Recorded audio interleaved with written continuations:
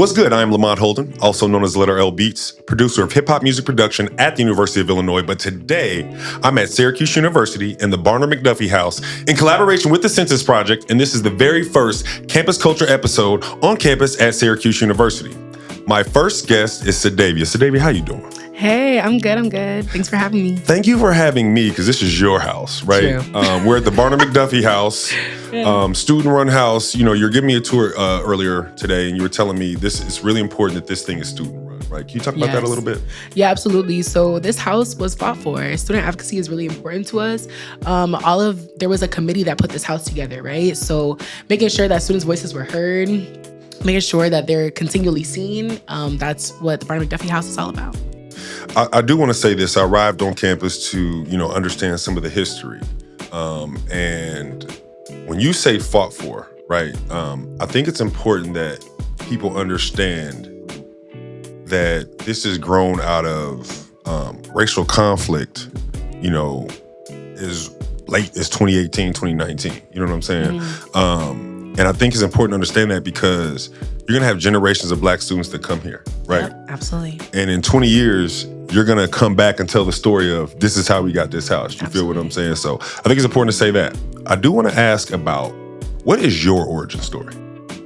Great question. So I'm actually originally from Syracuse, New York. Yep. Then I went away to New York, went to NYU for my undergrad, then went over to Spain for a year. Oh, wow. International, and then I came back to Syracuse. I had to get a knee surgery. And in the process of all of that, I ended up finding out about this house. Yeah. And so I applied to be the program coordinator, which is what I've been now for the past year and a half. Oh, wow. So can you talk a little bit about your musical origin story? Yeah, so I started doing music when I was like 3, doing stuff at church, in the choir and everything. I was leading maybe like 1,000 people of service back when I was like 11. We need to get you to Tank and R&B money, because they saying that's what's missing in R&B these days is people ain't singing in church, you know what I'm saying? Yeah, I mean, that's really where it used to come from. And also like the power of ad-libbing, right? Yeah. Like that's usually like, where it comes from. But did that, then when I went off to college, stopped singing like completely. Why? I don't know. I just felt like I was exiting out of that era. Yeah. I didn't really want to use my voice like that. So I decided to start writing instead. Yeah. So did my songwriting thing, and that's what I've been on now until present. Yeah. So what has your campus culture experience been like here at Syracuse? And obviously the Barner-McDuffie House is a space I'm sure you value, but what other spaces do you value here on campus?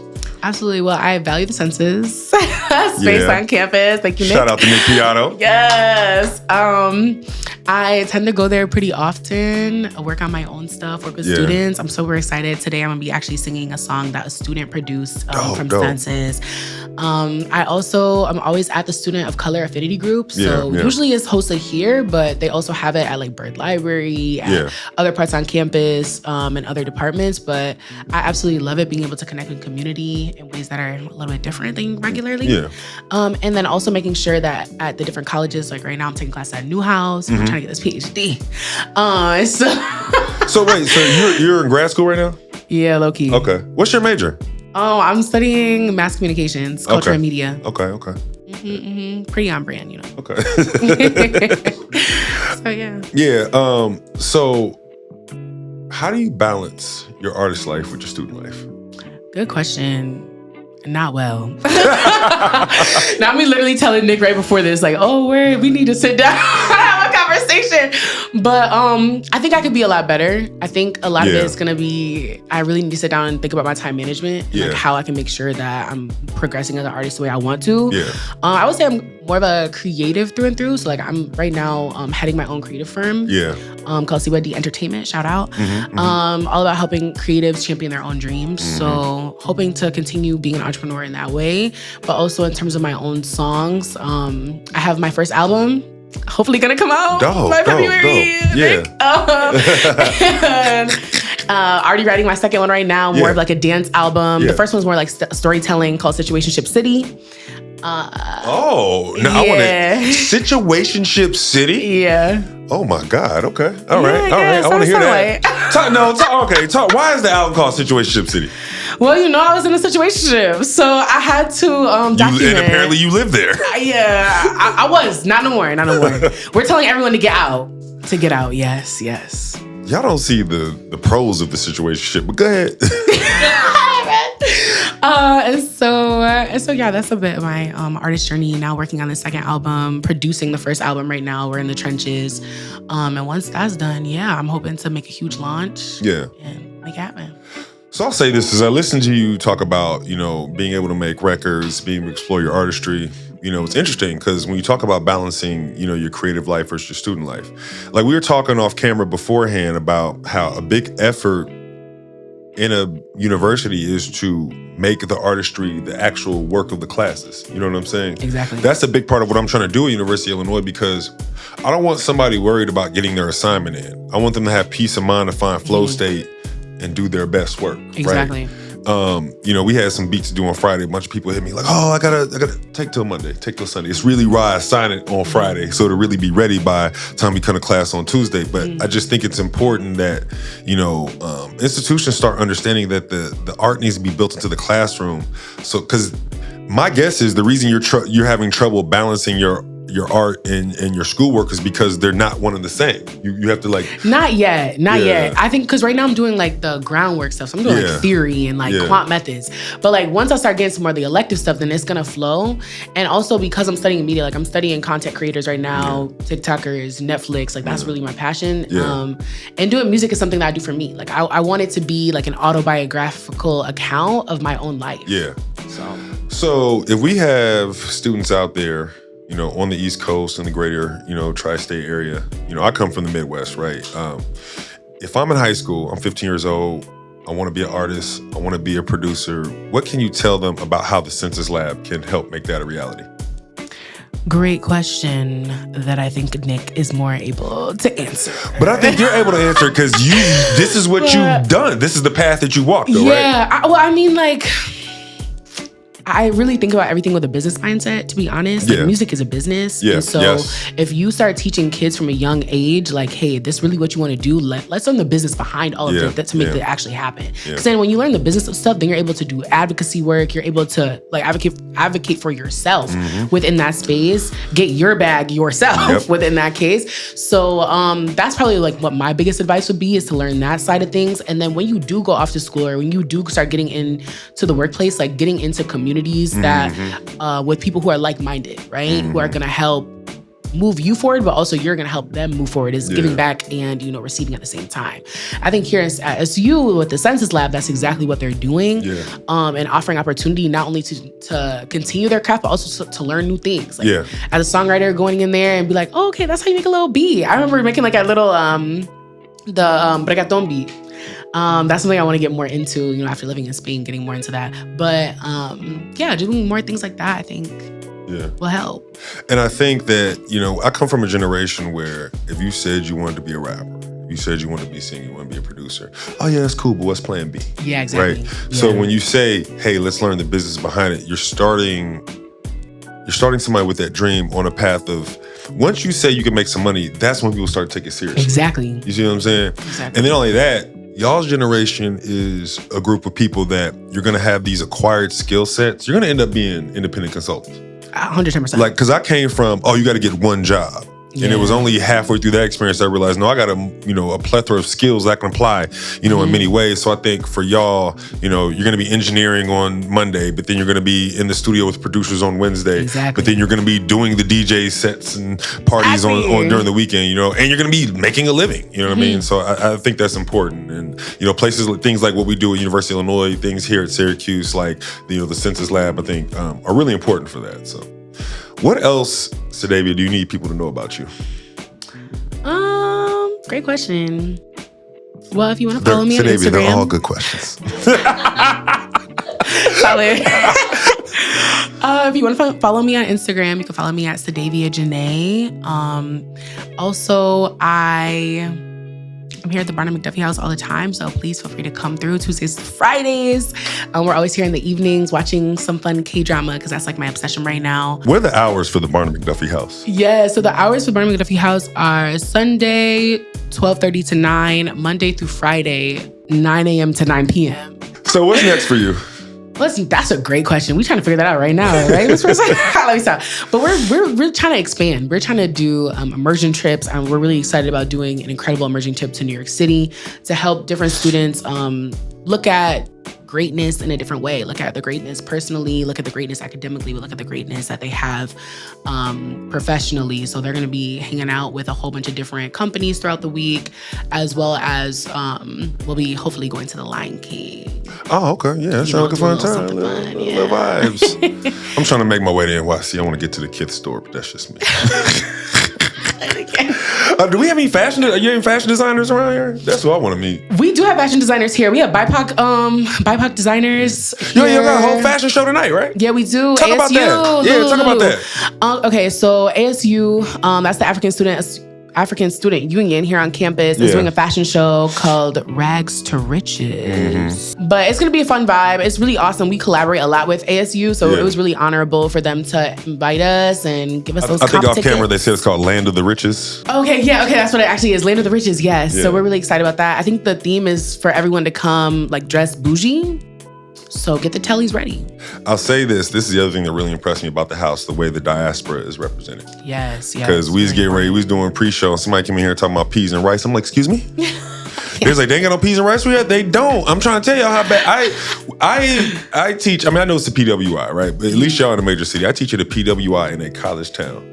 I don't do anything in that town. Yeah. I leave for seafood. I leave for concerts, everything. So you got a little piece of culture right here. That's beautiful. You know definitely. I think Syracuse, New York itself is like a safe haven. I believe that's what the official word is. Oh, yeah. I know what you mean. Sanctuary City, yes. Which is, that's awful that we even need that. Yeah, it is. That's crazy. But I'm glad that we can be that for those communities. And the food also just busting. So. Food busting.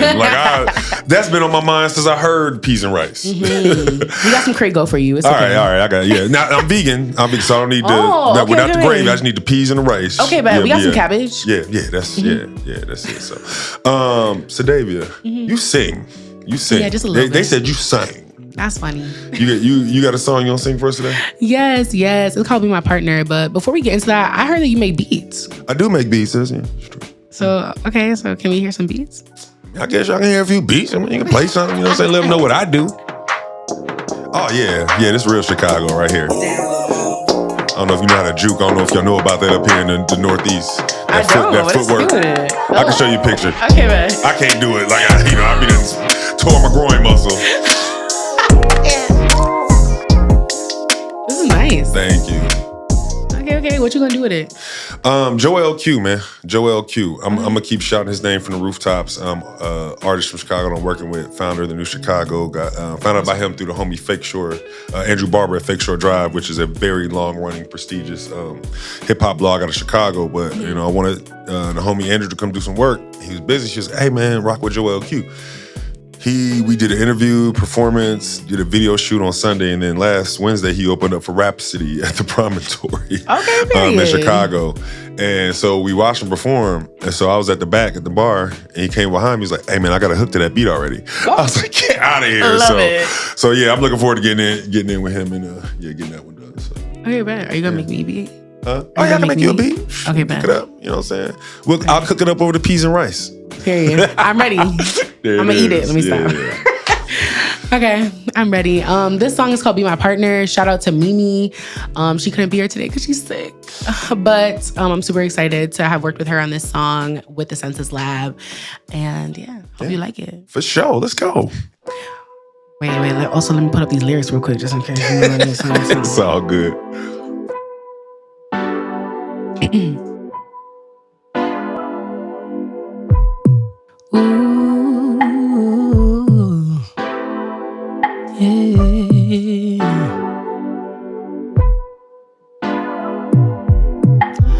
I'm fighting hard with myself.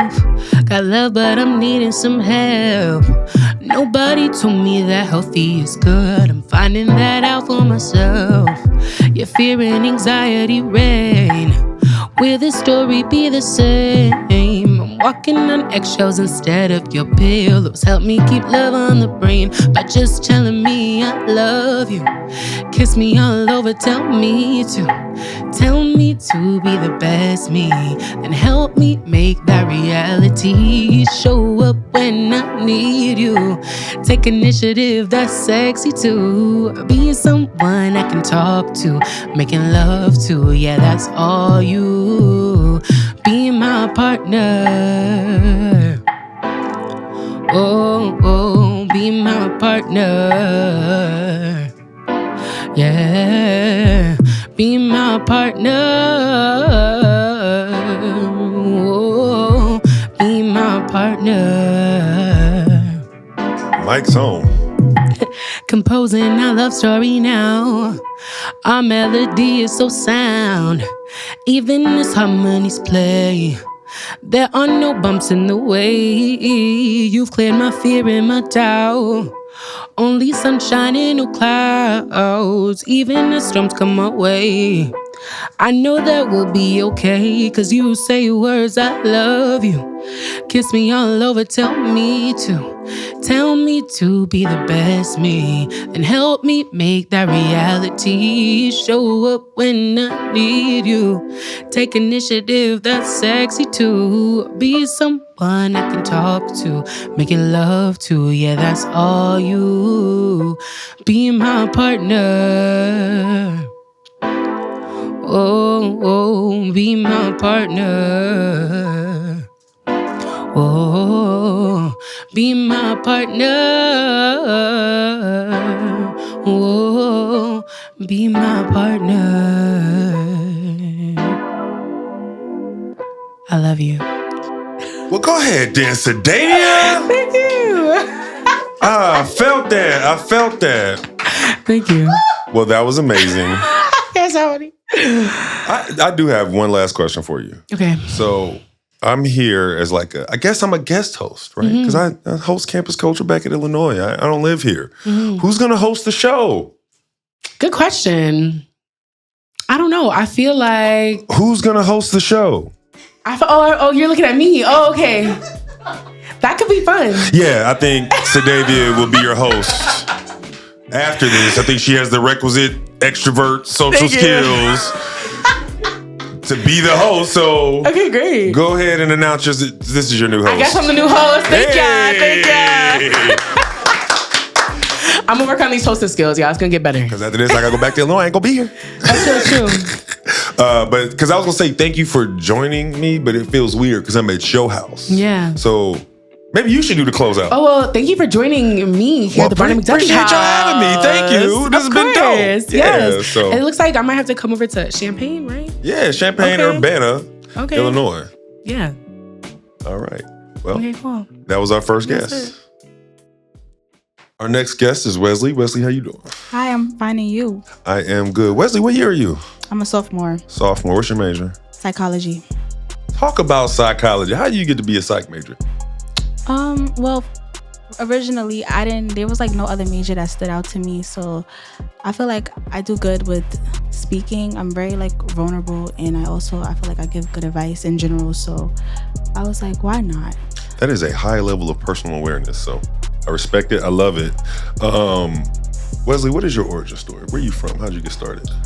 Okay, well, I was born and raised in Harlem. I'm from New York City.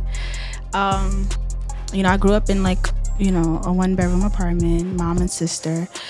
And I always just I discovered rapping when I was around. I was always into music, first of all, let's be honest. I was always into music. My mom, she's a big music head. My father's a big music head. They're into hip hop. They're into all genres. And I feel like I also studied the blueprint coming up. As a little girl, I always knew songs that was way past my time. Like what? I have, because once you tell me you rap and you from Harlem, I have so many questions, right? I could name rappers. I could name singers. Rappers what's it called? DMX, The Lox, Lil' Kim. What's your favorite Lox song? The Lox? Well, no. We gonna make it. Is that yeah? No. Well, it's Styles. Is that the? Or not Styles, Jadakiss, but Oh, my fault. No, I mean it's members of the Lox, but yeah, it's okay. It's okay. No, but let me tell you this. The song with Dumb and Lil Kim. Oh, Money, Power, Respect. Yeah, that's my joint. That's my joint. Yeah. Yes, but it's like Dumb, Jay-Z, like the list goes on. Nas. Yeah. Nicki What do you Minaj. like? Being from Harlem and being a rapper, like, what do people in Harlem tell you about rapping? Well, in the day and age of right now, I feel like it's very like competitive, and I don't know. Everybody wants to be a rapper. It's not just like a Harlem thing. Like everybody from the city, just like everybody wants to do music. Like I get that, but like there's such a rich history. Like one of the first ever rap battles was in your borough. Like I know, man. I don't know if you study your history, but like there are legendary things in hip hop that literally happened on street you from. You know what I'm saying? So I just wonder if you take all that in. That's all I'm saying. Well, I know that like I live right by the Apollo. Are you familiar with that? Yeah, I'm familiar with the Apollo. And so many people from the city. You may not know the Apollo used to be on national TV. Yeah. Yeah. Yeah. Mary J. Blige performed there. Yeah, everybody. Everybody.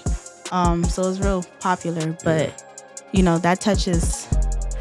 A special place in my heart. Yeah, very dope. Very dope. There. So, what has your campus culture experience been like, and what are some spaces on campus that you value? Obviously, the Barner-McDuffie House, but other than that.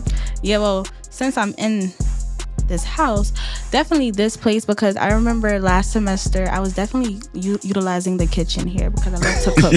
Yeah. So I was always like reserving the space because as a freshman, you can't do nothing or whatever. So I came here. Definitely in the summer before I even was a freshman, I met Nick in the census lab. Mm-hmm. So I did a single in there. I recorded, and he had his people's what's it called? Engineer the the music and stuff like that. Very supportive. Before you got to school, how'd you get your beats? I would just always go on YouTube. Now where do you get your beats from? Well, my most recent song that I have, it's unreleased, but a family member definitely made the beat. But no shade to what's it called, the YouTube beat makers, but I definitely do I appreciate them because I'm very selective when it comes to it anyway. So it's not like I'm just picking the first thing that's up when I search a hip hop beat or whatever. I'm very selective. I narrow it down. It has to really, really hit home for me. So through the census lab, have you had a chance to kind of lock in with a producer, in person, one-on-one? No, I haven't, to be honest. I definitely told Nick that, definitely got to lock in there, and that's a focus. And I think it's important, and again, no shade to YouTube, but I think that, making music with a person matters. It changes the producer, it changes the artist, it brings something different out of both of y'all, you know what I mean? So that you have those resources here, make sure you take advantage of those. Of course. Yeah, so how do you balance your student life with your artist life? It's hard.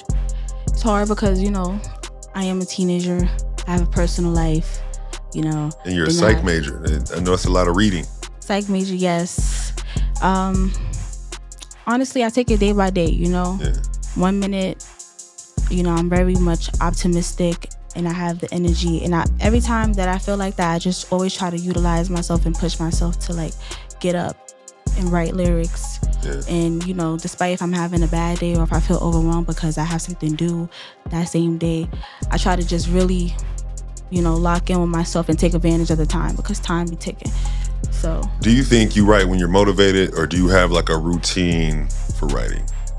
I write when I'm motivated as of right now, and I want to kind of get out of that because I want to, when it comes to this rapping thing and being an artist, you want to have a passion for it. You want to wake up every day and do it. If it's your job, it's a free job. So definitely. It reminded me of a quote from a dude from Harlem, Jim Jones. What? He said, if you can't stay motivated, stay consistent. Mm-hmm. You know what I mean? Exactly. So, yeah. Ooh, I like that, yeah. Yeah, right out of Harlem. Yeah. What do people need to know about you?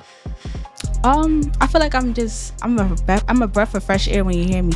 It's something that's new, it's different. I'm not rapping about the same thing, other females are rapping about. When you hear my music, you could tell that I know which lane, I know my place. I studied, like I said, the blueprint. I'm serious. It's different. You know, a lot of people, they're following trends, stuff like that. I don't do that. Very much blunt, very much say what I say. Definitely you could hear a lot of the, you know, the OG female rappers, Lil' Kim, Foxy Brown, you know, Nicki Minaj, of course, which is my inspiration. MC Light, Salt, Pepper, Queen T. Go ahead. Along with Tupac Shakur, definitely a big inspiration. And he's from Harlem too. Wait, yeah. Tupac's from everywhere, really. He's from Baltimore, he's from the Bay, he's from everywhere. But I know he shot Juice in Harlem, which was right by my house. So legendary flick. So where can we find you? Instagram, Spotify, Apple Music, YouTube. You can hear the music and you can see the visuals because my father. What are those tags? What are those usernames? Oh, The Real Wesli. There we go. So The Real, WESLI. The Real Wesli. Okay, got you. So what's next for you? Locking in, you know, creating a lot of music. I just want to have a bunch of songs left and right, different styles, versatile, different speeds. Definitely want to kind of just have a tunnel vision when it comes to my music and my art. Take it more serious. And yeah, promote, you know, more content on my page, TikTok, Instagram, all of that. Wesli, I'm excited for what I'm about to hear as I hear about you studying the game, understanding the blueprint, artists came before you being from a place where hip hop was darn near born. You know what I mean? So are you gonna rap for us today? Yeah, I am. All right, what we got? Oh, okay, that's how you feel? Barner-McDuffie. Yo. Census. Just a real bitch, I ain't one of a kind. Your future bitches shit that going deaf and rhyme. Tired of talking about these niggas that be wanting replies. Tunnel vision, they some demons, you can look in their eyes. Fast forward, I'm the shit and I ain't talking about wasted. Bitch, better not step or she'll be put on her place. Have her like, I ain't even want smoke anyway. I bet you didn't, breast ain't going grass into place. Manifesting on my dreams, God's bigger than me. I mean spiritually, mentally, no physique. Who are you to tell me who I ain't supposed to be? That shit corny, make me slightly number this nigga, please. You feel away with the words that I'm about to say. Would I be wrong if I told you that your life is at stake? Your funds low, tell me when the last time you had steak. Or if I got my shit high, there's no comments on my plate. Hey. And niggas want some more? Give me some more. Yeah. Give me some more. Give me some more. All right, Wesli, that was dope. Okay, all right. So I was a little skeptical when I saw you come up here with the lyrics, but you spit that, right? It's on point. You hit because a lot of people try to rap like that. They be all off beat, everything. You know what I'm saying? The delivery was on point. So as long as the delivery on point, I ain't gonna say nothing, but you was hitting that. Yeah, I saw your face too, but I was just like, in my mind, I'm so humble. It's like, I'm gonna show you. No, that was hard. That was hard. Wesli, we appreciate you. Again, I want to say it was a pleasure having you here, but this is your house. This is the Syracuse University Barner-McDuffie student house. So I'm in your house. Thank you for having me. Thank you. It was a pleasure to interview you, and good luck. Thank you so much. I appreciate you. Our next guest is Brandon. Brandon, how you doing, fam? I'm good. How are you? I'm good, and I'm excited because you're the first producer that we have here today. After my own heart, I'm a producer. Okay. Because Cydavia was asking me earlier if I rap. And she's looking at me because I know what she's doing. She's like, do the thing. And I just gave her 8 bars so casually and it shocked her. But, you know, I don't have the desire to rap. I want to make beats. But I'm excited to talk to my first producer here. What year are you? I am a grad student. Yeah, so. Yeah, and what are you studying? I study audio art, so okay, it's a lot of production, audio engineering, getting real technical, nitty gritty. And you did undergrad here too as well? I did, communications and rhetorical studies with a minor in music industry. When did you start working at the Census Lab? I never worked at the Census Lab. You haven't worked at the Census Lab? No, so You've worked there, but not like worked. Yes. So you've been over there creating and things like that, right? So how long have you been doing that? When did I find out? I went to Census the first time the end of my junior year. Okay. So it's been a couple years? Yeah. What's the difference between the Census Lab then and the Census Lab now? I think Census has grown a lot during that time. I think it's opened up more too. There are people who come in and DJ, in between classes. Yeah. You come in, sit down, whatever, talk with some people. I feel like even looking at pictures, like I wasn't there when it first started, but it seemed very much like a I think sterile's not the best word, but it's a. I know that, it's but an I know the accurate feeling, descriptor, though. right? Yeah. It didn't have the same character and energy that it does now. Now that things have been made there, people have made relationships there, and it's it has its own culture, it has its own feel. And that's what I love about Senses. Community is alive. It grows. It does something every day. It changes. So Brandon, I'm excited to hear your origin story because you are from somewhere near me, Chicagoland. Yes, right? sir. What's your origin story? How'd you get started? How'd you start making beats? I've always, at least now that I can realize it, now that I'm older, I've always been interested in music, and I've heard it differently than most people. Mm-hmm. Something that I didn't realize until now that I'm talking about how I hear music, and people are like, "What?" He's a real producer. But yeah, I started playing the drums when I was in 4th grade. I started playing the snare drum, the bass drum, in my concert band. Did that throughout high school. Started playing full drum set around 8th grade or so. There's like an electronic drum set in the Senses Lab. Use that? No, I quit drumming. I'm no longer a drummer. Why? It's so good for production. It is. Like it you is. heard "Show Me What You Got" Yeah. by Jay-Z and Beyonce. Yeah. Like that's how 1500 Nothing got their start, Yeah. right? And those famous live drums, man. Mm-hmm. Dudes, come back to that. But go ahead. Right. I started drumming, and it was something that my dad definitely pushed me into. I think I expressed that desire, and he was like, "Let's do it." But it wasn't for me. So around, I think it was the summer before my junior year, my brother told me to download FL Studio. And I had some extra downtime that summer because I got in trouble. Different story for a different day. You had the Chance 10-day experience. Right? And so that was where it all started. I downloaded it and started messing around the first day, and I was like, all right, I have a month and some change before I go back to school. So I was like, I'm gonna make a beat every day and see where it goes. You still rock with FL now? Yes, sir. Yeah. Which version? Whatever they're doing now, 23, 20, wow, 21, whatever, 22. the one, 21, Yeah, whatever I the can't one keep with the track. stem separation is. Me and Nick was just talking about it. They keep dropping these DAW updates. Bruh, it's like these cameras. Bro, y'all ain't doing nothing new. Okay, cool, stem separation, which is cool. Other programs got it, but it's just bro. But yeah, so FL Studio. Who's your favorite producer? My favorite producer. Right now, I have to say Kanye. There's no way around it. It's yeah. Let me tell my story for 2 seconds. I teach at University of Illinois. I also went there for undergrad. I played football. And I only played football for 3 years. And I remember the apartment I was living in my junior year when I started playing football. I had a dream that I made a beat for Andre 3000.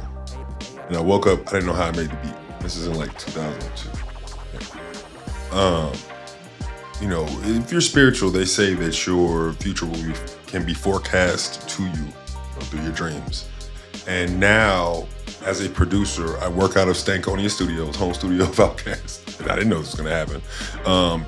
We run a beat camp for Big Boy of Outkast. I say that to say is you gotta pay attention to your passions. That's why when I was listening to Wesli talk, I was so impressed with her mindfulness because that's the thing that connects you to your art. You know what I'm saying? Being aware of what is for you, what's not for you, being aware of the things that bring you joy, that bring you good feelings. Have you experienced flow state while making beats? Yeah. Talk about that. It's one of the better things that I've experienced in my life so far. I think it's really daunting to force yourself to start from scratch in this day and age with so many sample libraries, whatever available. But once you get those few little moves, you get a bell, a pad, something to get you going, and from there it's just. And I say that part because a lot of it is not, obviously you have to learn some skills, but it's a very baseline set of skills. And then after that, it's a lot of where is your mental at? Right. You know what I'm saying? I want to describe something that, as fellow producers, it's weird. I grew up in the church, right? And used to see people get what you call the Holy Ghost or whatever. I never understood it. Whatever is for you is for you. I remember one day about 3 years ago, I was in the middle of making a beat. I didn't realize 7 hours had passed. Mm-hmm. And that was my version of the Holy Ghost. That was the first time I realized, like, oh, I've experienced something spiritual. Right. Oh, beat making is like my religion.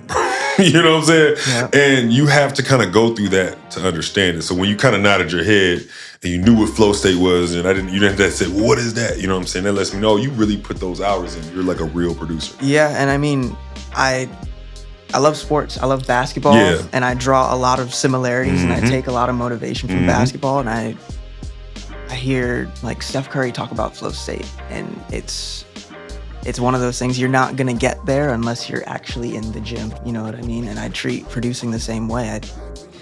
I go and make a beat. It's not I'm trying to make the next thing. It's I'm trying to get better than I was yesterday. Just the producer that should be teaching the other producers. That's all I'm gonna say. So Brandon, what has your campus culture experience been like, and what are some spaces other than the Barner-McDuffie House that you find valuable?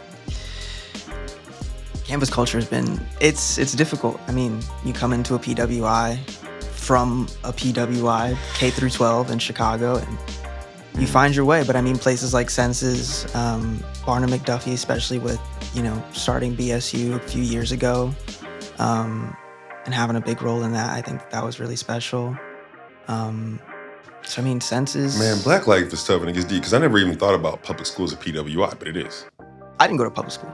Huh? Where'd you go? I went to Latin. Okay, wait, talk about that. Yeah. Because, I'll say this, and let me back up. Because they have the public magnet schools too. Mm-hmm. Like, I know a lot of people went to Whitney Young or went to Peyton or something like that, right? Yep. So you went to Latin School, Chicago. Yeah, talk about that. It's like a baby Syracuse. It's the best way that I can describe it. I mean, I was one of 4 Black kids up until 8th grade. In my grade, and that was out of 100 and something, low 100s, But you learn to find your way, stay true to yourself, keep your integrity, and don't fold for BS, whatever. And I mean, coming here was no different. My mom worked at the school that I went to, so I kind of had her to lean on if I needed help or guidance or anything, and it definitely transferred to where I am now, just making sure that I'm on top of what I need to be on top of, and making sure that I'm making good decisions for myself currently and for my future, not getting lost in, a social trend or, what's popular right now. What are the social trends right now? What is popular? I don't know. He's like, I couldn't tell you because I'll follow. I don't know. Yeah. I was telling Nick, I think being creative is popular and not in a good way. Right. Oversaturation for sure. Yeah, everybody just started making beats yesterday. Everybody just started rapping yesterday. Yeah. But that's, that's part of the game. Yeah. And it's not, I don't knock them for trying. Yeah, no, certainly not. Because you have to go for your heart, because that's what we did, right? Right. But yeah. I feel like, even more so with the tools that we have now, everybody deserves to have a chance. Yeah. But are you going to sustain that? Are you going to do it for 6 years like I've been doing it? And you're going to see a lot of things come and go. Yeah. How do you balance your student life with your artist life? As a producer, do you see yourself as an artist? I think I'm trying to more so. Like I put out an EP last year. I did another artist project. And I don't even mean are you a recording artist? Like, do you see yourself as a creative? Oh yeah, for sure. I think that's important. Yeah, I think producing, beat making, whatever, there's a certain amount of intentionality and creativity that comes with it. But I consider myself as an artist in the way that I listen, study, understand, and then apply. Okay.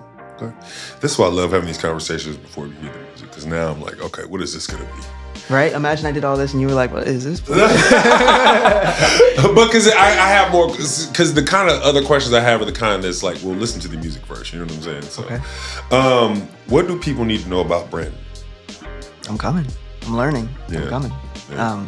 I am in no rush. I think a few years ago, I wanted to get to a certain place that was, what you're seeing on Instagram scrolling, 17-year-old producer, 6 times platinum. I'm like, what am I doing? Them producers don't even be 17, bro. They be 28. Right. And so now I have a different perspective on things. I'm looking at my favorite artists, favorite producers, like Travis Scott is just getting you know, his come up, you know, and you hear it in the way that he talks on his records, and you know, even Future, man's 39, 40 something, you know, like I have time. I'm 22.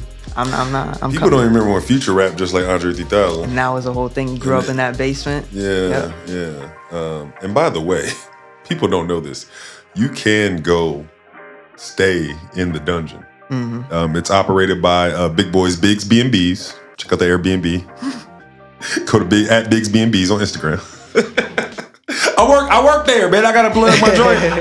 And he, you know, Future, well, it's getting booked now because Future put the house on a new album. You know what I'm saying? So what you think about the new Future album?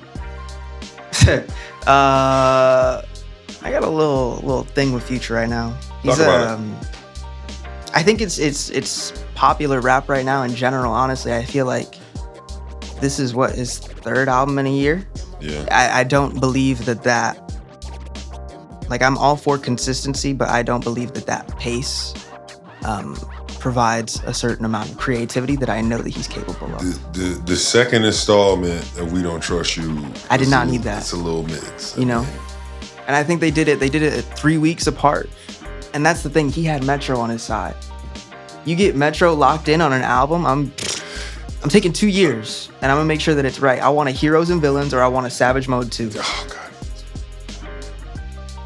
I'm thinking about Spin About You, too, because I'm mad. So, because that ties into, I think Future knew what was about to happen, and that's why they rushed the album out. He knew this whole thing. He knew this whole beef was going down. Everybody's going to have to sit down for 6 months. Right. So he's like, let's get this on out. You know what I mean? Because I think the people who knew that Kendrick was about to do that. Right. You know, what's your opinion on the beef? I like how Drake is now saying round 2. If what we heard was true about him having this for multiple amounts of years, I would have been like, you can have this. I haven't even spoken this on my own platform, bro. I'm not gonna go against I'm not gonna go up against a Pulitzer Prize winner. Well, it's not just that, bro. I gotta walk around with this dark skin all day, every day. You pretty dark yourself. Kendrick showed me some things that I didn't even realize I felt about Drake. Right? And that's the best part about the writing, is he'll make you think that this was your idea in the first place and be like, oh, wait a minute. Go ahead and get ready to blur this out. We don't want to hear you say nigga no more. And I'm still on that. And I think people forgot. It culturally empowers people who are able to cross over to the mainstream anyway, right?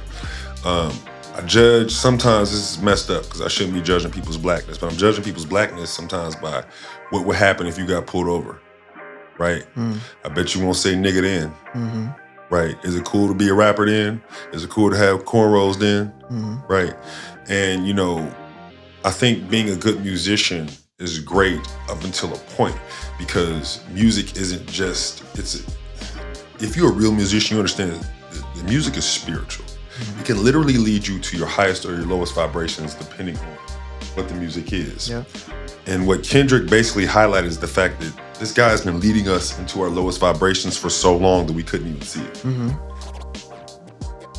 That's setting aside the other deeper, much deeper, serious legal issues that go along with some of this stuff. So, man, I can't believe we got into that, because I haven't even talked about that on my own platform. I ain't gonna say scared, I've been hesitant because I have a strong opinion on one side, and that could affect what I do in the music industry. You know what I'm saying? But I also have my convictions and my morals, because these are things that drive me to my best art. Yeah, I mean, it is what it is. I mean, I wouldn't be scared or apprehensive to talk about it. That's why it's a polarizing thing, and people are gonna have their opinion. That's why I think people admire y'all's generation, because y'all don't care. You know what I mean? Y'all don't care. Like, you do not care. You don't care about these celebrities. You don't care about what people think. You just make your art. Yeah. Like, I can learn from that. You know what I mean? So, Brandon, what do people need to know about you? What do people need to know about me? I don't know. I like to let people think what they think about me, and then I prove them right or wrong. Okay. I don't know. Yeah.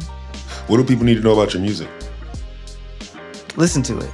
I don't like to talk myself. I like to let my work and my actions do the talking for me.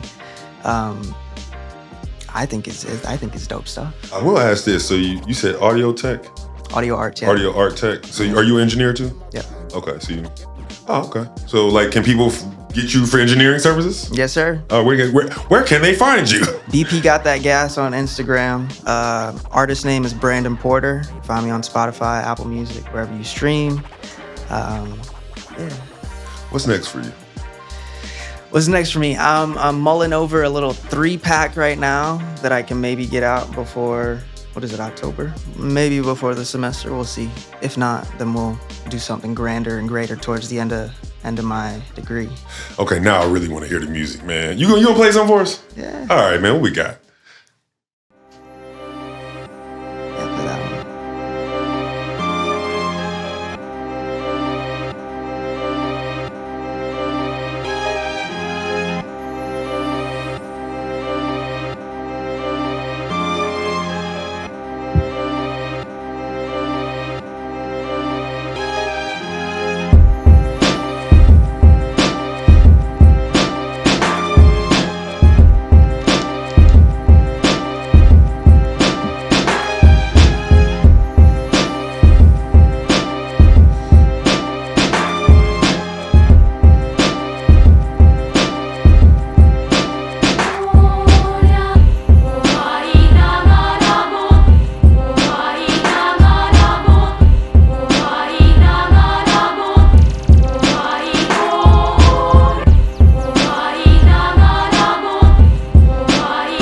Sample from? Which one? The vocal? Oh, it's 2 samples. You feel like talking about samples? Yeah. Talk about it. These strings and the vocal is from Tracklib. Okay. All one sample with some I don't know, some Eastern sample that I took, chopped it up with my MPC. I'm sorry, your what? Yeah, my MPC. Which one? MPC 1. Oh, okay. Well, all right. Okay. So, I was yeah. like, don't. Actually, I'm about to buy a 2000 XL, but that shit. Yeah, me. right. But yeah, I was like, just hearing that you on an MPC and not just on FL, and then you chopping up on one and bringing it to another one. Yeah, that's people don't. The kids are all right, man. The kids are all right. People ain't even doing that no more.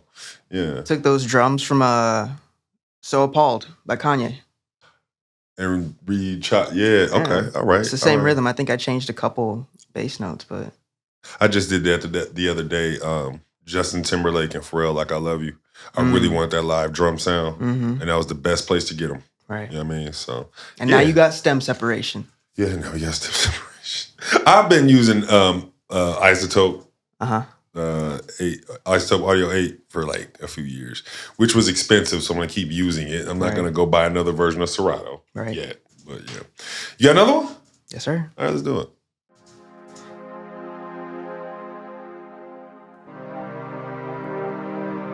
We're not that far from Mount Vernon. I mean, from Illinois. Money earning Mount Vernon, where Pete Rock is from. Pete Rock was known for chopping up different samples and mixing, blending them together. And he got some trap under his belt. Yes, sir.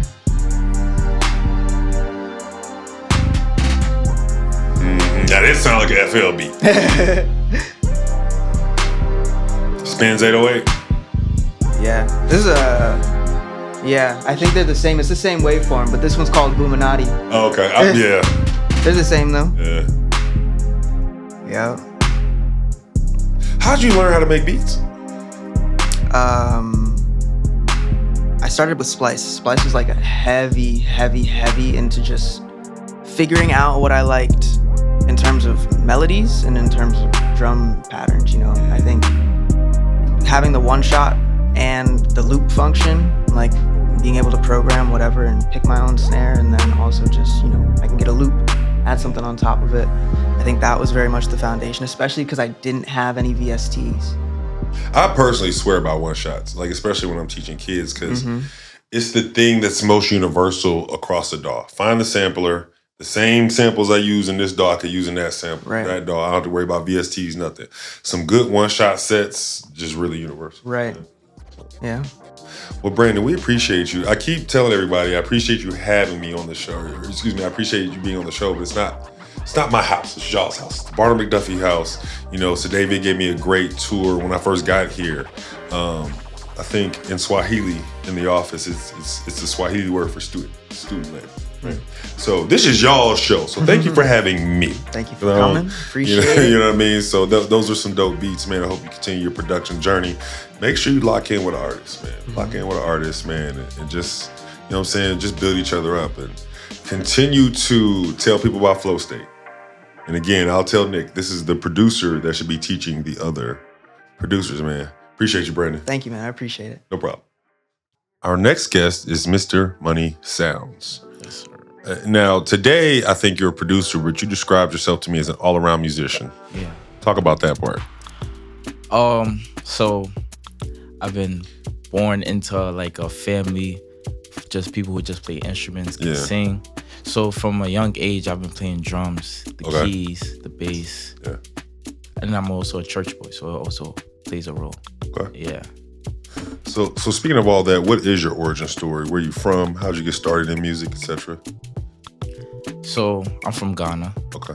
Africa. And I feel like Ghana. And you was born in Ghana? No, I was born here. Born here, But I was taken there at a young age for like a year. Okay. Went to school there. Okay. Know the language and everything. Yeah. And I also like the music there is very like prominent, very strong. Yeah. So it's like it was embedded in me. Yeah. Honestly. Yeah. So as you look at the landscape, I guess now, like obviously Afrobeat is huge, right? Yeah.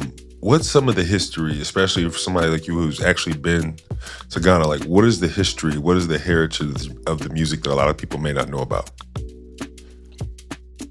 It's becoming big, honestly, right? And back then, like it wasn't that popular, you know. People don't even know like people wouldn't even know like Wizkid, like a big artist like that. But then now, like as it continues to grow and then just travel, everybody's singing Thames now. Yeah. Wizkid, Burna Boy. So, One thing that struck me, you know, Cydavia was taking me around the house, and I'm getting to know, you know, Black folks on campus. There's a strong African and Caribbean presence. We just took a food break. We all had peas and rice. Like it was banging too, banging. Who did the food? We shot them out. Jamaica Cuse. Yeah, shouts out to Jamaica Cuse. The food was banging, right? And even in Black culture, like in Illinois, you know, Central Illinois, is just, we all just from here, you know what I'm saying? So that's something that's been very cool for me. And I think that, you know, that has been a big influence on the music. I was telling you earlier, you know, I had a chance to go to the Grammys earlier this year, and I saw Burna Boy perform. Yeah. You know, that was a big crossover thing. So you DJ too, right? I DJ. I just started DJing this summer. What kind of music do you spin when you DJ? Just Afrobeat. Yeah, exactly. Afrobeat. But you say that, but that's what people want. Like people want whole Afrobeat parties. Yeah, like today, like that's what I'm playing today. Yeah, the fashion show, right? Talk about the fashion show. It's called Land of Riches. Yes. Yeah, Land of Riches fashion show. My good friend Lulu, the president of ASU. Yeah. That's the African Student Union? Yes. Y'all have an African Student Union? Yes. I would say barely. We have a Black student union. We ain't no African student union. You know what I mean? So that's a big deal. Yes. Good friend of mine, she realized that, Tyrone DJs and, you know, he's good with music, good with Afrobeats, and this is an African event. Why not just let him DJ? Bro, what's the set like? What are you throwing at them, right? Because I know, like, sometimes like songs. Yeah, because like sometimes it's original songs, but I know sometimes it's like remixes with like, you know, a well-known melody and like some Afrobeat drums. You know what I'm saying? Like, what kind of stuff you giving them in the set? Mostly like what everybody's used to. So Burna Boy. You know, new song Taliban, but there's a remix with Burna Boy, so it just makes it even better. Yeah, Rema's in there, Davido, Wizkid, all of that. Yeah. So, you do live remixes while you're DJing? Yeah. Okay. Yeah. Like what? Like, you know, what vocal you throwing on an instrumental that we didn't see coming? Oh, that's a good question. So like, one thing I've started doing, me and Nick have been like looking at, I will look at the key of the song, and then I'll look at the next key and see like, okay, the fifth of the new song that's about to come up. So I'll play the vocals of that while the melody of the other song is playing, and then it just blends. That's why I was telling Nick I want to go to a Zach Fox party. That's the stuff. That stuff is the reason why I want to go to a Zach Fox party. Like, I'm a producer, right, and I know how to DJ. You're talking about flow state with Brandon, right? Part of flow state, you can only achieve flow state when you like love something, right? I like DJing, I love producing, right? But in that, part of why I know I don't love it is because I don't love it enough to do that. But I want to be there for the party, the guy that can do that. You see what I'm saying? Because I want to experience that. You know what I mean? I see, the value in that, most definitely. So I feel like music theory definitely helps. Yeah. What's your major? Exercise science. We just talking about how don't nobody's major match what they actually do. So, I know Nick is working on that. You know what I'm saying? I was planning on majoring in like music or something with music or minoring. You gonna transfer? No, this is my first year. Oh, it's your first year, so you don't change. You think about changing majors? No. Oh, okay. It's gonna be something to the side. Sheesh. Well, come to University of Illinois, man. You can, as of next semester, you can major or you can minor in hip hop studies. So, what has been your campus culture experience, and what are some spaces on campus that you value other than the Barner-McDuffie House? Census. I be in there every day. Okay, because I've been trying to find out who's in the census lab every day. What's that like? I just like being around instruments, people who are not like, who know music. Yeah. And like having a conversation with them, like about music is just, I love it. Yeah. How long have you been going every day? So I'm in summer start. I'm in the HOP program. Somebody, go ahead and tell me about the HOP, because I've heard about it. I think we have something similar, but what is that all about? I don't really know too much like about it, but I know that they had us in here in the summer. In the summer in classes? Yeah, doing classes. So I did a program. This is funny. This is an interesting story. I haven't told this story. So I played football when I was in college at University of Illinois. And so we go for summer workouts. And I find out during the summer workouts, there's guys that have been there all summer. So what was you doing all summer? Oh, we taking classes. Oh, word? What you doing? So I get called to a meeting, and they're just giving us the what for, right? And I'm trying to figure out what's going on. So I got mad questions. Half the guys in the room were like, yo, put your hand down. Don't ask no questions. I found out we were in a program called Bridge Transition. I didn't know this. The guys that stayed with the summer were in Bridge, and then I was in Transition. Bridge means there's no way you would have gotten to this school without playing football. We need you to take remedial classes over the summer. Transition is, man, you got in by the skin of your teeth, because I went to like a big, nice suburban high school my last 2 years. Okay. And I do this transition program, right? So that sounds like what this is. I don't know, I'm not sure. Because I know it's kind of messed up, right? But like, and this is part of the PWI BS, right? Black schools, urban schools are underfunded. Yeah, definitely. Right? It's just, that's a fact. And so that is a big part of why Black students have a harder time getting into PWIs, if they even want to go, right? And so things like a Bridge or a Transition, not only does it help get more Black students into a PWI, but also it kind of sidesteps affirmative action, because they use economic status as well as, whatever your grades were, to determine if you should do the program or not. You know what I'm saying? So, I mean, I'm just curious. Like, is it something like this, or? Yeah, outside of HOP, I don't really see the Black community. Like, when it was summer start, it was just us. Like, we had this whole campus to ourselves. It was just like about 50 people. No, I'm lying. Like 100 or something like that. And we had this whole campus to ourselves. It was, minority, Hispanics, Black, all of that. But then... And then the white people came in. Yeah. Bro, that happens at our campus, right? Yeah. Like, we have summer camps like FAA, like a lot of Black programs. And then they're like, oh, it's different when everybody else get here. You know what I'm saying? So it makes sense you saying that. Yeah, I get it. Like, it makes sense now. I don't know. Like, even taking a look at it now and just analyzing it in that kind of way, like, how does that make you feel? I don't find any. I still have the privilege of coming to this great school, so it's like, it's whatever. I know that feeling too. Yeah. Hey man, they need you just like you need them. Don't forget that part. You know what I'm saying? So, how do you balance your student life with your artist life? I get my work done. He the first one to say I get my work done. I make sure like I have my goals set, but then I love music, so that's also gonna come. But I get my work done. I have to. Okay. It's a must. All right. What does in a given week? What does being a practicing musician look like for you?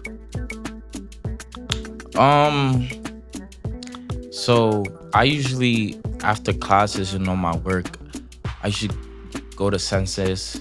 And one thing, because I go to a church here. Okay.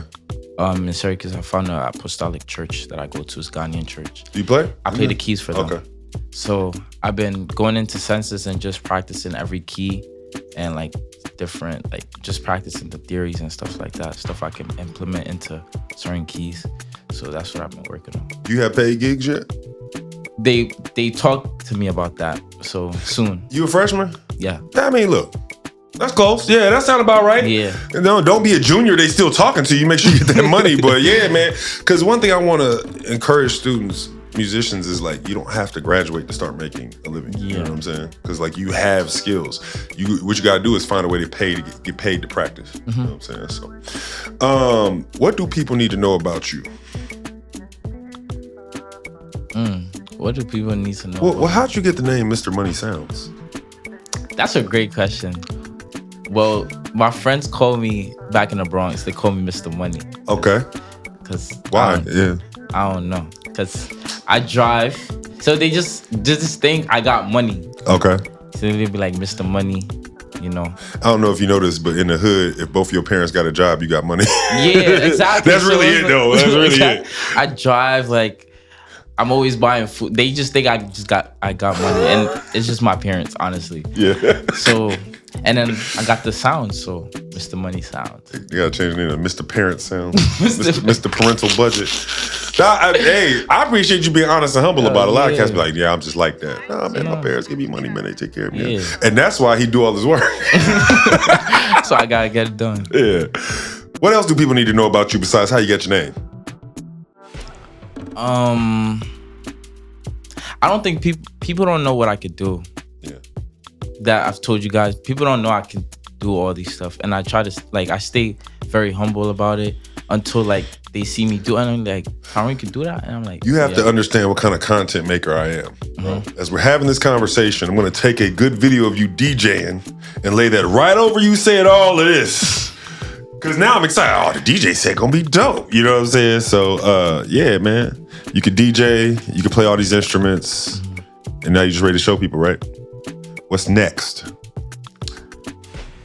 I mean, keep doing it. But one of my goals is for like a big Afrobeat artist to hear one of my beats. Yeah. Or something like that. That's one of my goals. I want to give you, I want to softball a suggestion. This goes into something we was talking about during the break, and Nick was talking about it, right?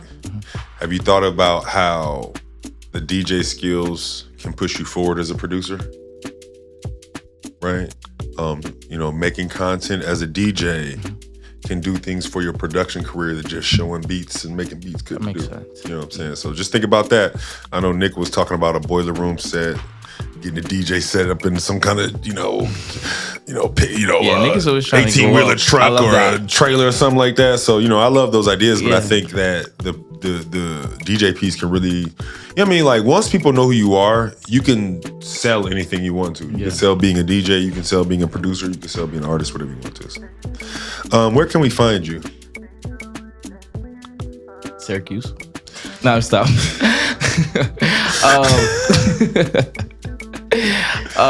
So social media, Instagram is OMG is that Thai. Yeah. And that's it. That's all I use. Instagram. I have a question. Yeah. A lot of our DJs in town work our football games.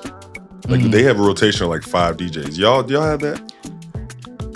I don't know too much about that, but I have played for, I forgot what it was. Their whatever introduction thing for athletics. I played for that, so They said they would keep in touch, but I haven't. We would, because, all right, so athletics loves music and music culture, but they don't necessarily love the musicians, right? And so they'll do something like that. You know, at University of Illinois, we did the first ever hip hop fight song. We remixed an old song from the band's canon into a hip hop song. They let us do a few things, but when it was time to like step it up, nobody was answering the phone calls. You know what I'm saying? So I'm like, that sound about right. We at the Barner-McDuffie House in collaboration with the Census Project. It's the Black House, right? This is Campus Culture Syracuse. Don't forget to follow the new page, Campus Culture SU. You know what I'm saying? Thank you, Mr. Money Sounds, for joining us. Of course. Thank you. You got some beats for us? Yes, I do. What do you use to make beats? This dude is... I use... That's a prompting. Yeah, man. So what I did with this one, you know, I was on FL Studio and then yes, I do. If you was talking to Elliott Wilson or, you know, Joe Budden or DJ Academics, yes, I have beats. Nah, Joe, play that one right there, man. You gonna like that one. What we got, man? Got Conversations. Okay. It's a beat I wrote for one of my fellow friends that's gonna come in here soon. Okay. And then I made a joke beat also for another fellow friend. This dude was really a comedian. He don't be joking, do he? No, I was. I said, where you find? You said Syracuse. You got some beats? Yep. But yeah, those are the two main beats that I like very much. Dope. Let's hear it. I don't even know what to say. I don't even know what to say. I don't even know what to say. You would drive me mad, don't say. I don't even know what to say. I don't even know what to say. I don't even know what to say.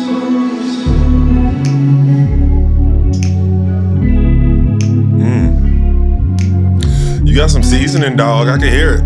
Yeah. He used the whole spectrum. Nice vibe. I could tell you play every instrument. I could just tell. Yeah. I always say compose with frequency in mind, right? And the number one thing I could tell somebody just started making beats is they're not filling up the sonic spectrum. You had the low, you had the mid-low, you had the middle, you had the high mid, and you had the high, all doing something, right? And that's just the mark of an experienced producer. You know what I mean? So good stuff. You got another one? Yes, another one. It's a drill. You know, I'm from the Bronx, so. Oh yeah, I've been looking. This is what I've been looking for. This is what I'm waiting on. Bronx. You're sturdy with love. Chords by me too. Drillin' B. Those sevens.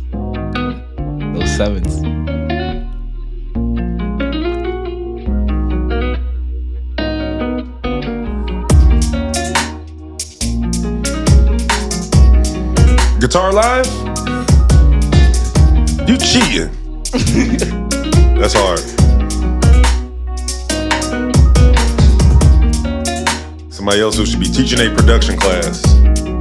Because it's one thing to be able to play, it's another thing to be able to record it and make it sound good all together. Because that's why I asked this live, because a lot of times now these days, that's a sample that's in the box. Like, you actually played that. Hey, you should, make me some loop packs. I can. I need a loop pack. Man. Yeah. That was hard. So, it was drill. And I get it, right? And because even the way Cash Cobain is doing like this fusion of R&B drill, it don't even sound like that. Like that was real music with like a little drill like ghetto vibe. Vibe. Yeah, like it was barely like, and we need more of them type of records. So good stuff, man. Thank you. Appreciate you. Well, I shouldn't say appreciate you joining me. This is your house. This is the Barner-McDuffie House on campus at Syracuse University. This is campus culture at Syracuse in collaboration with the Census Lab. But, you know, I want to say thank you for having me. You know what I'm saying? I've been y'all guests so far, and this is an amazing house. But yeah, Mr. Money Sounds, appreciate you, brother. Thank you. This is Campus Culture, the first episode on campus at Syracuse University. We have Nykara with us. How are you doing? I'm good. It's Thanks good for asking. No problem. It's good to have you. You're from the Bronx, right? Yes.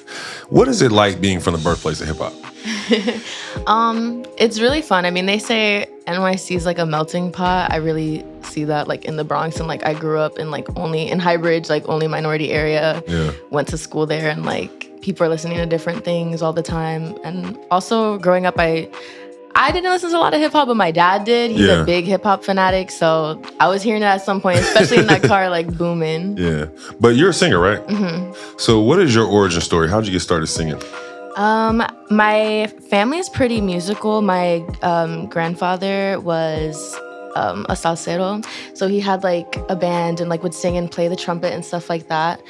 And then I don't know, I just always had music in me. I was singing around the house all the time, writing little songs in a notebook. I went to Catholic school and did like church choir and stuff like that growing up, and then joined an after-school program for music, went to high school for music, went to college for music, so yeah. Yeah, so what year are you and what's your major? I'm a grad student. Okay. And I'm an audio arts major. Dope. Do you engineer as well? I'm learning how to engineer. Okay, yeah. And I guess that's key, right? Because we're always constantly talking about how we're going to monetize these skills, and they got to pay the engineer first. So I always encourage folks to do that. Have you ever dabbled in producing? Like I've tried to. It's just I like songwriting a lot more. I work with my cousin. He's usually my producer for like my music that I make and things like that. So right now, are you making music for yourself, or are you making references for other people? I'm making music for myself. I have some stuff already out too. A lot of stuff already out, but. Hey, dope. So what has been your campus culture experience, and what are some spaces other than the Barner-McDuffie House that you value? The Census Lab for sure. For sure. I did find it later in my college years. How long you been going regularly? To the Census Lab? Yeah. I'd probably like pop in almost every day or every other day. At least in undergrad I did. Now I'm a little busy with grad school, but. What's the difference between how it is when you first started going and what it is now? Seeing more people, honestly, is really great. I think we're building like such a bigger community, which is nice to see, and the lab getting more exposure in itself. It's always nice to like see new people walk in and like be welcomed with open arms. That's dope. How do you balance your student life with your artist life? It's super hard, but I do write a lot. Like during the semester, I try to find the time, and then like during breaks and stuff like that, like winter break. Like as a grad student, do you have to teach? As a grad student, I'm not teaching, but I do work in like the studios and stuff like that. And though it is mostly working on other people's projects, I still use it as a learning moment for me, and take it into what I do for my own work. What else do people need to know about you, Nykara? I lay it all bare when it comes to my music. Yeah. I have no filter. I'm going to tell you how I feel. And yeah, I'm very honest and open. What are the social media handles? Where can we find you? Instagram, at Nykara with another A at the end. TikTok, Nykara.Rian. Are you big on TikTok? No. I don't say big on TikTok, but are you making TikToks? Here and there. Okay. I use Instagram more and Reels more, but and TikTok is like a different beast. Like people who attack TikTok, you got to do 5 a day. Yeah. It gives me anxiety, honestly. Like I feel like Reels is so much easier to reach people. Like I have like 11 point something K videos on a reel, and then like TikTok will be nothing compared to it. I'm just like, what is the algorithm? You got to play the TikTok game, and I don't know, it takes a certain type of person. Like, I feel like if you're willing to play the TikTok game, you don't have a niche, you just want to be famous. You know what I'm saying? Like, I have a niche that I'm trying to attend to, so I can't play these games that don't fit in with my niche. So, what's next for you? I just recently released a music video for a song that I released last year, and then also came out with a remix, so that's pretty new. And then, in the coming future, I'm working towards putting together an album, but that'll take a lot of time. And some more music videos, honestly. I just want to put out more visuals and stuff. Dope. Are you going to sing for us today? Yes. All right. I'm excited what we got.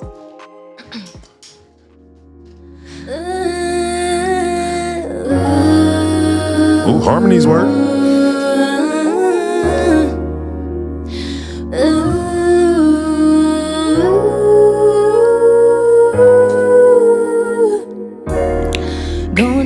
Giving myself to everyone when I'm the one I need.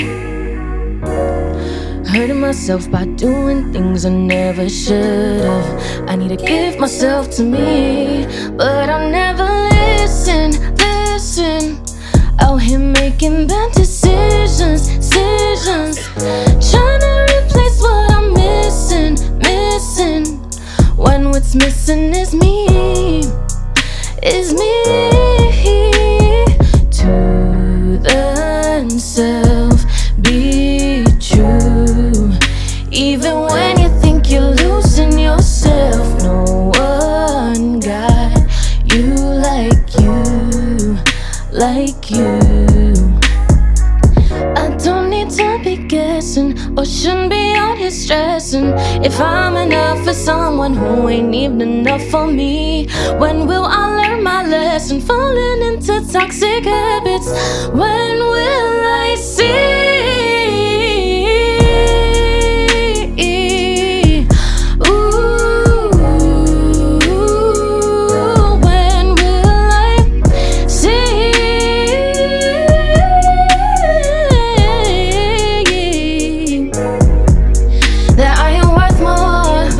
That I am worth more. That I am worth more. Need to believe that I am worth more. Need to believe that. I need to believe that I am worth more. Need to believe that. That I am worth more. Need to believe it. A few missed calls and a few drunk texts got me into trouble. If I knew what would happen next, I would have been none of them covers or let you touch all on my body.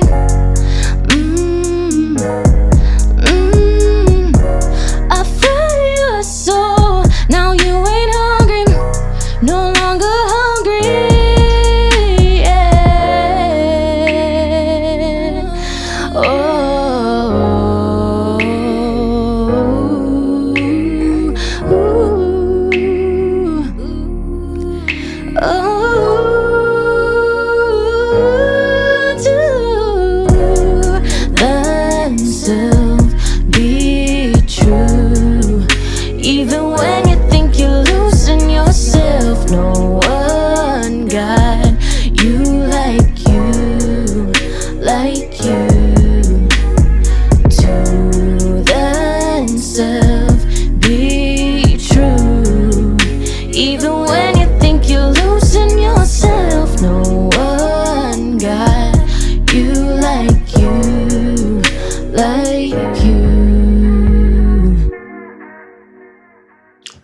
There's a quote over there on the wall that says, "The truth is, everyone is going to hurt you. You just got to find the ones worth suffering from." That's what that song reminded me of. That was dope. Thank you. The pen works. The mic is on. Nykara did your thing. Okay, see, the interview was supposed to be over, but now I got questions. Like, who are some of your musical influences? Like, who are your favorite R&B singers? Love SZA, Summer Walker. Ariana Grande is a big vocal influence for me. I hear somebody else. I wonder. Ooh, who else? Y'all hear the Kalani? I've heard that before, but I don't know. Yeah, it's the texture, and so I got to hear one of her producers did a presentation to our students a couple years ago, and they showed a session with her and Tiana Taylor. Okay. And we got the stems, and she wrote all of Tiana Taylor's parts, all of the runs, all the ad-libs, everything. Like, it's giving all of that. Because when I heard, oh, she got the harmonies on there. Oh, and I hear like the run choices you're making, like how. Okay. Oh, you know what you're doing a little bit. All right. So yeah, that's really a lot of what I hear. That's very dope. Thank you. Please keep doing what you're doing. Thank you. That was Nykara. Next up, we got the good homie Etienne. Man, how you feeling, bro? I'm good. How you doing? I'm good, man. You a singer, right? Yes, sir. Born and raised in Harlem as well. So. Okay, you from Harlem. What year are you? I'm a junior. Whoa, Cap. You a senior? I'm a senior now. You ain't got used to it yet, though? Nah, it's October. Get used to it. Because the registrar gonna be looking for them. Bursar gonna be looking for them fees. So get used to it. Etienne, what is your origin story? How'd you get started singing? So I grew up as a choir boy. Actually, I started singing in choir when I was young. Grew up in church. But besides that, I didn't really take music seriously until I got to college, my freshman year, my spring semester. And yeah, that's basically my origin story. If this podcast finds R&B money, Tank J Valentine, because they've been saying the reason R&B ain't hitting is because people ain't singing in church. We got 2 singers, and I hope y'all watch them sing. 2 singers that sing in church, man. Yep. What's it like growing up in church singing, man? Did you catch that? Take your time now, baby. So it's kind of interesting because, to be honest, I like to humble myself a lot. I don't think I'm the best singer in the world. I still have a long way to go. But you know, I still be hitting some notes here and there. But I have a father actually up here in Syracuse. He wants me to sing in choir again because he's like, oh, you can sing, but I know you could take it to a different level. So I think singing in choir is really important because it'll definitely help my vocal range and stuff. So yeah. So as far as the origin story, is it all church? Is it all choir? I mean, how did you get started? You know what I mean? How'd the love begin? So it started again spring semester, freshman year. I was a quiet kid. I wasn't talking. I wasn't doing anything. Wait, time out. You sing Yeah. in choirs, and you from Harlem. Did you do the Harlem Boys choir? Nah. Okay. Is that still a thing? I don't know. I think so. Just probably. curious. I haven't been to the city in like a year, probably. Okay. To be honest. Yeah. But so back to that. I was a quiet kid. I would let people talk over me, run through me. I wasn't standing up for myself until I found out about the Census Project. I came in. I started like making my own beat, and then I started writing to it. It wasn't as good as my music I'm making right now, but. So you've been going to the Census Lab from day one on campus? Yes, sir. Since it was here on campus. And so you're a senior now. Yep. So that's 4 years. Yes. How is it different now than it was when you first started going? We have a bigger space now. There's more people. People are like networking with each other. Yeah. Before, I would say people were scared to like open up, especially like show their creativity. But yeah, I say it's like more involved now, especially on campus too. So what has been your campus culture experience, or what are some spaces on campus that you value other than the Barner-McDuffie House and the Census Lab? It's crazy to say I don't have any other spaces that I go to besides the Census Project. I'd probably say Shine, whatever, to see like other like students of color on campus. Yeah. What is Shine? Because I'm kind of getting to know these Black student of color organizations. But what is Shine? So the Shine Student Center is basically where everybody goes to like chill in between classes. There's like a food spot. There's an area where students of color can do their homework there. Anybody can go there, but usually students of color go there. Oh, it's like a click up at the lunch table type like, situation. Exactly, Okay, got you. Shine is basically where everybody links up or like meet together on campus in order to like walk to class or go home together or just hang out for a bit. For sure. That's basically what Shine Center is. Okay, dope. So how do you balance your student life with your artist life? I'm gonna be honest, I don't balance it at all. It's bad. Not bad, but because I would say right now, I've been able to write a little, but not as much as I want to. Because school-wise, I have to stay. I'm an economics major, so it takes a lot of my time.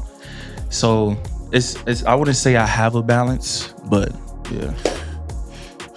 What you plan to use that economics degree? I'm just curious. You plan to use the economics degree? Or you gonna try to go be an artist? Okay. I got this. My mom asked me this question last week, actually. I'm a parent. I was like, this is why I'm thinking like this. So the thing is, I don't know exactly what I want to do with my. I've thought about things. So, for example, like if I were to be in the music industry with my economics degree, I would probably focus on like the financial side, or like the business side of music. But I still don't even know if I want to do that because I really want to do music. I love music. I put my all into music. But again, I do understand I still have to stay focused. Like I'm feeling your swag. I'm just getting to know you. I'm like, I don't see this dude being no investment banker. Right, like that's like the backup plan. That's the backup plan. But I'm putting my all into this. I believe in myself. I can put my trust in God. Yeah. You know, that's first come, first serve. So I hope I make it with this music stuff. That's the thing. Oh, what else do people need to know about you?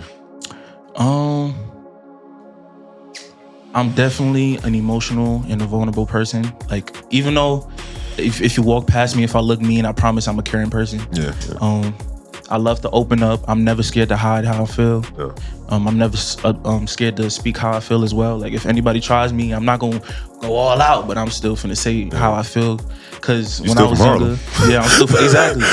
Cause growing up, I was just like quiet. I would let people run through me, but I'm definitely like a cool person to get to know. So. All right, I gotta ask, man. Talk about the swag, man. The sweatshirt, the hat is busted, man. The shoes, man. I can see the dunks, but talk about the sweatshirt, the hat, at least. All right, so it's crazy because this fitted. I got with my girlfriend in Chicago. This hat was basically for my birthday fit. My birthday passed. I turned 21 August 27th. This I bought from Boohoo Man. So I wanted to like increase my fashion.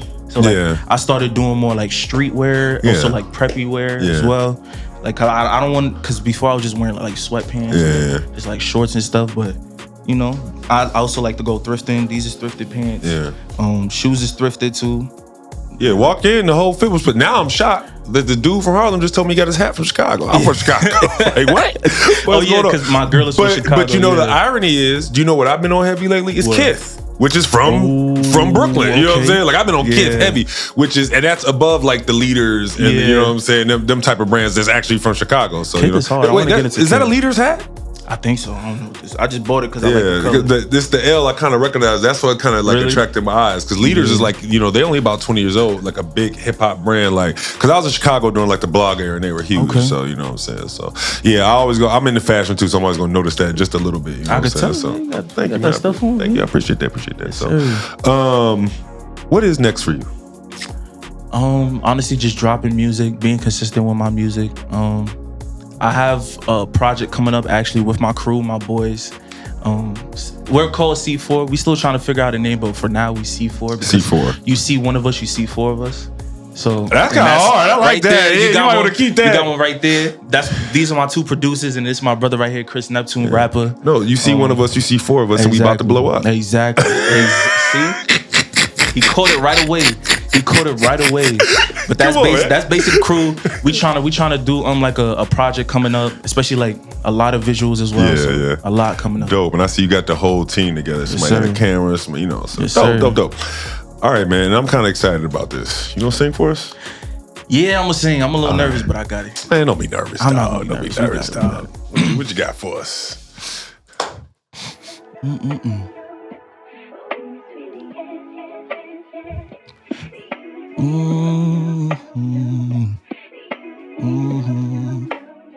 If I could give you the ability, oh yeah, I want you to see yourself through my eyes. This is something new to us. This is love, it ain't no crush. Take your time, I'm in no rush. Pick up on my love for you and you I trust. This is something new to us. This is love, it ain't no crush.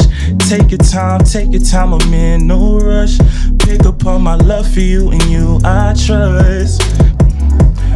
Do you know how much I'm invested? Relying on your I don't mind, it's a world full of tension. Give me all your insecurities, I buy by discretion. Stay questioning my loyalty, well, all that's been tested. Baby, hold up. Let's not turn love into a dangerous game.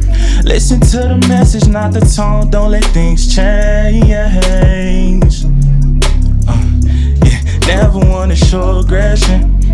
I see you upset, baby, can you open up, and just mention acting up. This is something new to us. This is love, it ain't no crush. Take your time, I'm in no rush. Pick up on my love for you and you I trust. This is something new to us. It ain't no crush.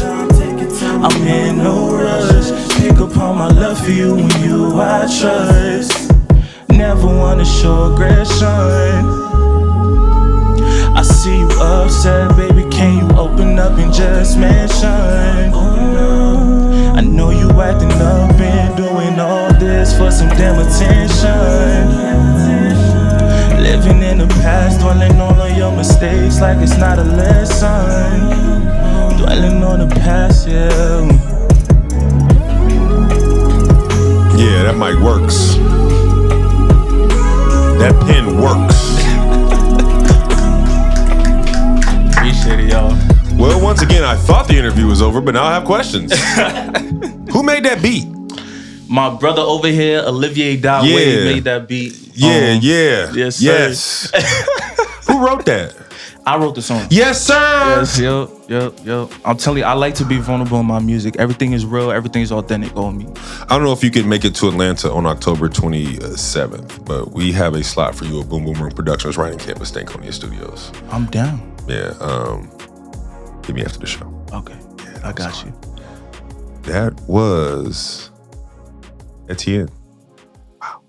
This is Campus Culture, the inaugural episode on campus at Syracuse University at the Barner-McDuffie House in collaboration with the Census Lab. Our next guest is Janlui. Man, how you doing, fam? I'm good. How are you? I'm all right. And today, you're a producer, is that correct? Yes. Okay. Where you from? I'm from Washington Heights, Okay. New York. Okay, that's like uptown, like past Harlem, right? Yeah. Okay. It's technically Harlem, but Okay. it's its own little thing. It's technically Harlem, but he didn't say Harlem. Interesting. Okay. I learn. Hey, look, I meet people from New York. I'm always trying to learn. You know, so I had an artist in Brooklyn one time who used to break it down for me. But yeah, man. So dope. What is your origin story? How did you get started making beats? And how many drill beats have you made in the last week? Drill beats.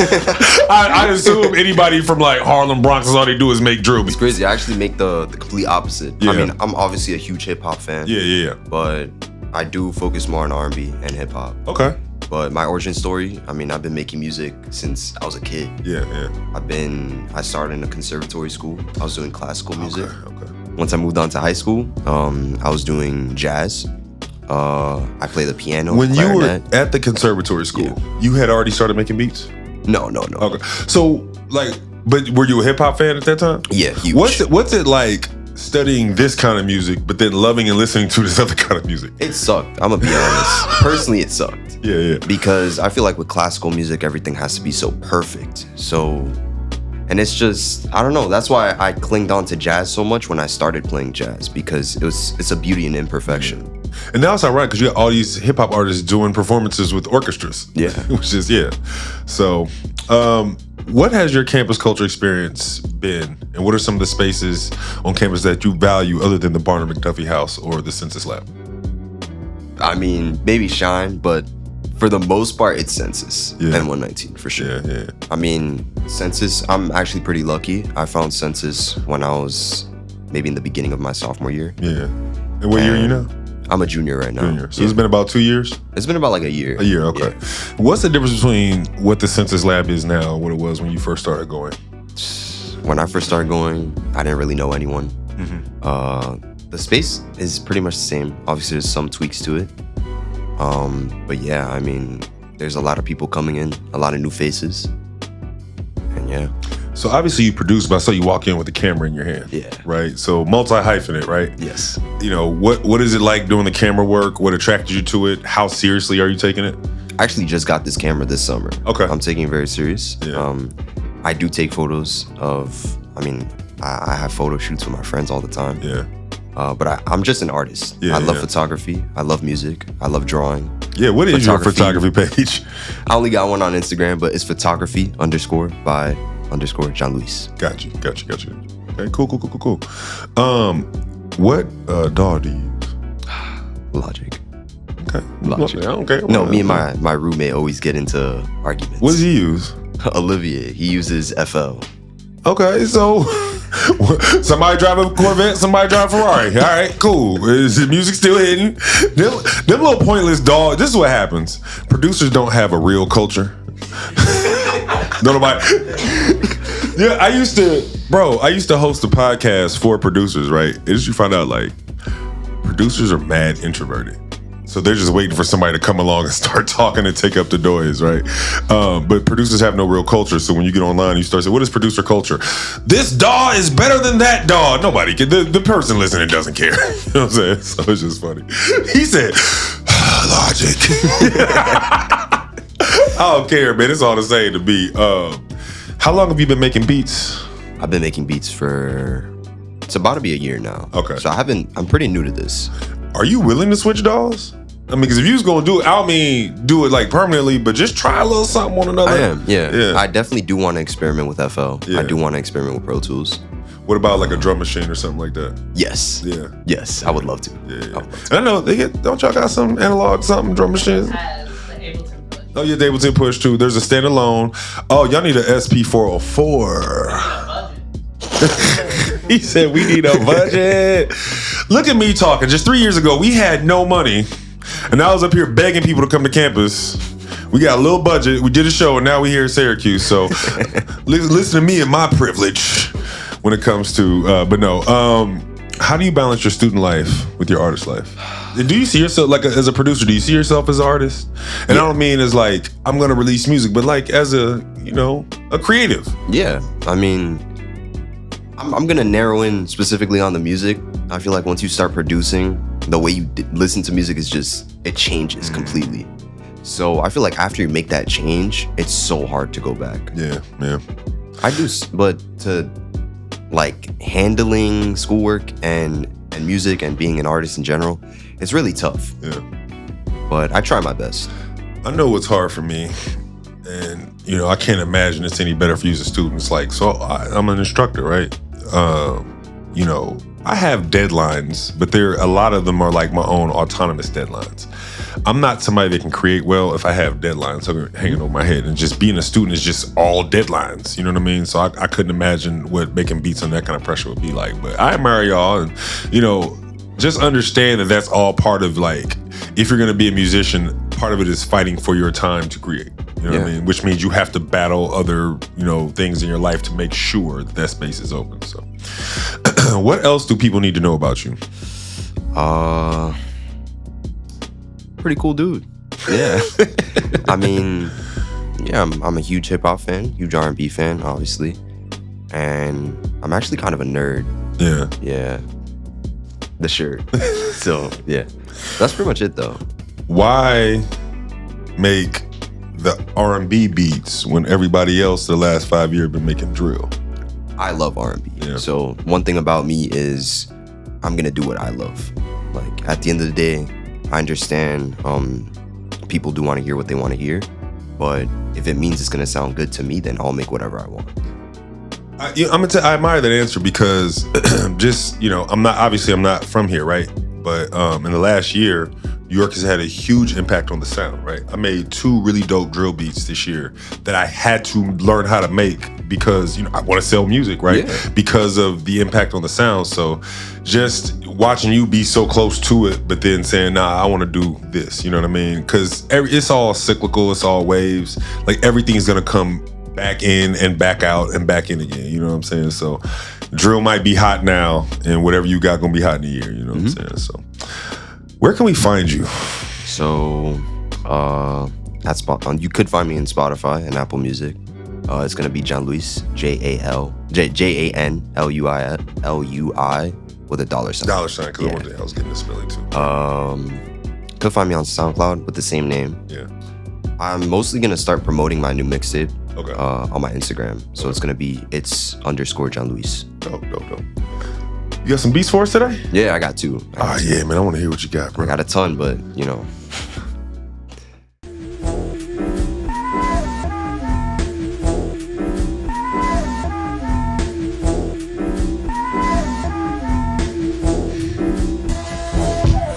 Focus on the mission, keeping busy, never stopping it. Chains on my little baby, never called her Dominic.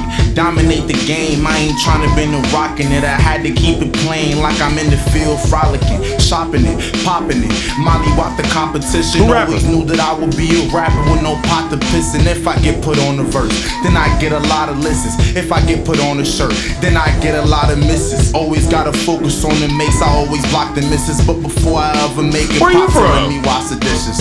So I wash the dishes, and I rap about it. Family Jack and I'm a fail, and I just laugh about it. They talk about my girl Apple, put the Mac about it. And if they say I can't go over, I'll go right around them. Aye. Yeah, my contributions will bring this track right to the top. I'm the illest artist, instances I won't be stopped. Saying I'm a singing nigga, being placed in a box. Okay. Motherfucker, yeah, your boy, there's a lot. Yeah, I sing and I rap and I DJ, it's cool. The way I turn tables, I got ladies filling the room. I don't mean to be cruel, I'm just saying what's true. My hand movers get attention, yeah, they know what to do. The only person that can asked him to write your stuff. That's what you should have did. You should have had him write yours. Yeah, late bloomers. Hey yo, yeah, yo. 1 + 1 = 2, you gotta do that Now I'm pick up is hitting me back. I know who I am, got my memory back. I pick the energy. No, y'all can't see me cause the imagery's black. No hesitancy, having a tendency, true verse fallacy. Can't you see, it's just me. Even when it's dirt, I'm like, God, please let it breathe. Take the word, flip the words, like you trying to cross the king. By that new paper, I took off the cake. Don't fly Dorothy across the winter state. Don't care what the wizard think. Frontin' with my henny straight like I ain't got no shit to chase. Fly with my silly cap, denim, but it's the face. Maybe I was a slave, kidnapped the master, we some runaways. Yeah, it's like, I mean, it's just classic boom bap, right? Like, this is Joey Badass, right? This is New Corday, you know what I'm saying? It's a little bit of, I could even hear like a little bit of Tyler on it. I don't know if y'all heard Doechii new album. Yes. Like, very like, Doechii, that album let me know, oh, hip hop's coming back. It's amazing. Like it's coming back. And if you listen to Doja, a lot of boom bap on the Doja joint too. So, am I interviewing you here? So, okay, because I need to, now we got a lot to talk about because that was hard. So. This is actually going to be on my mixtape. Okay, unfortunately, I'm not presenting any R&B. I've been on a block with that, but. Okay. Yeah. I couldn't love you more. If time was running out, I couldn't love you more. If time was running out, I couldn't love you more. If time was running out. Who's the singer? Sade. I sampled Sade, yeah. Time was running out right now, baby.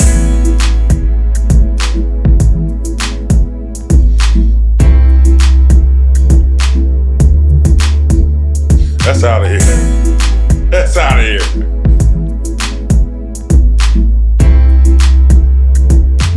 That's a West Coast artist too. So you gave us a boom bap. You gave us a West Coast. Okay. Wait, can you play the bridge? I just want to hear it. Yeah. Play the bridge for them.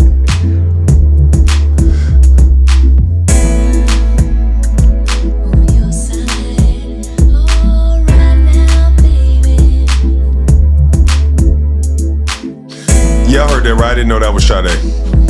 Sue me.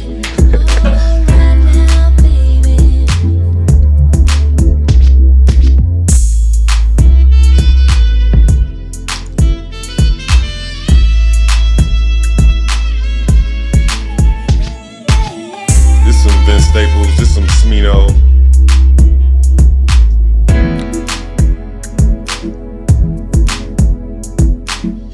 This some J-Rock. This some Amine.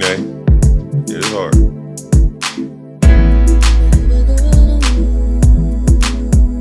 Them drums sound familiar though. No, I programmed them. Okay. I mean, the programs they all gone. It sounded like the Blueberry Faygo drums by Lil Mosey. Yeah, see, he heard it. Only the music heads gonna know for real though. I was like, I couldn't place it, but yeah. Hey, bro, that was hard, man. Yeah, man, I'm gonna get you in touch with some of the artists that I work with, man. The beats is on point. Again, like using the whole sonic spectrum, having a vision, knowing what artist's gonna sound good. The first joint was dope. You got more boom bap joints like that? Yeah, of course. Is there something is there like a genre that you mostly make, or do you try to like fill up all the categories as much as you can? I try to fill up all the categories. Yeah. I do a lot of boom bap though, a lot of modern R&B. Yeah. Dope. And you said you from Washington Heights? Yeah. Y'all ever heard of we had an act in this spring from Brooklyn, Wiki? Y'all know Wiki? Very boom bap. Wiki would be another artist. I don't know if you know who Wiki is. Wixset, at Wixset on Instagram. But yeah, man, so that was Janlui. It's Campus Culture on campus at Syracuse University. It's the inaugural episode at the Barner-McDuffie House in collaboration with the Census Project, man. That was Janlui. Thank you, man, brother. Appreciate you.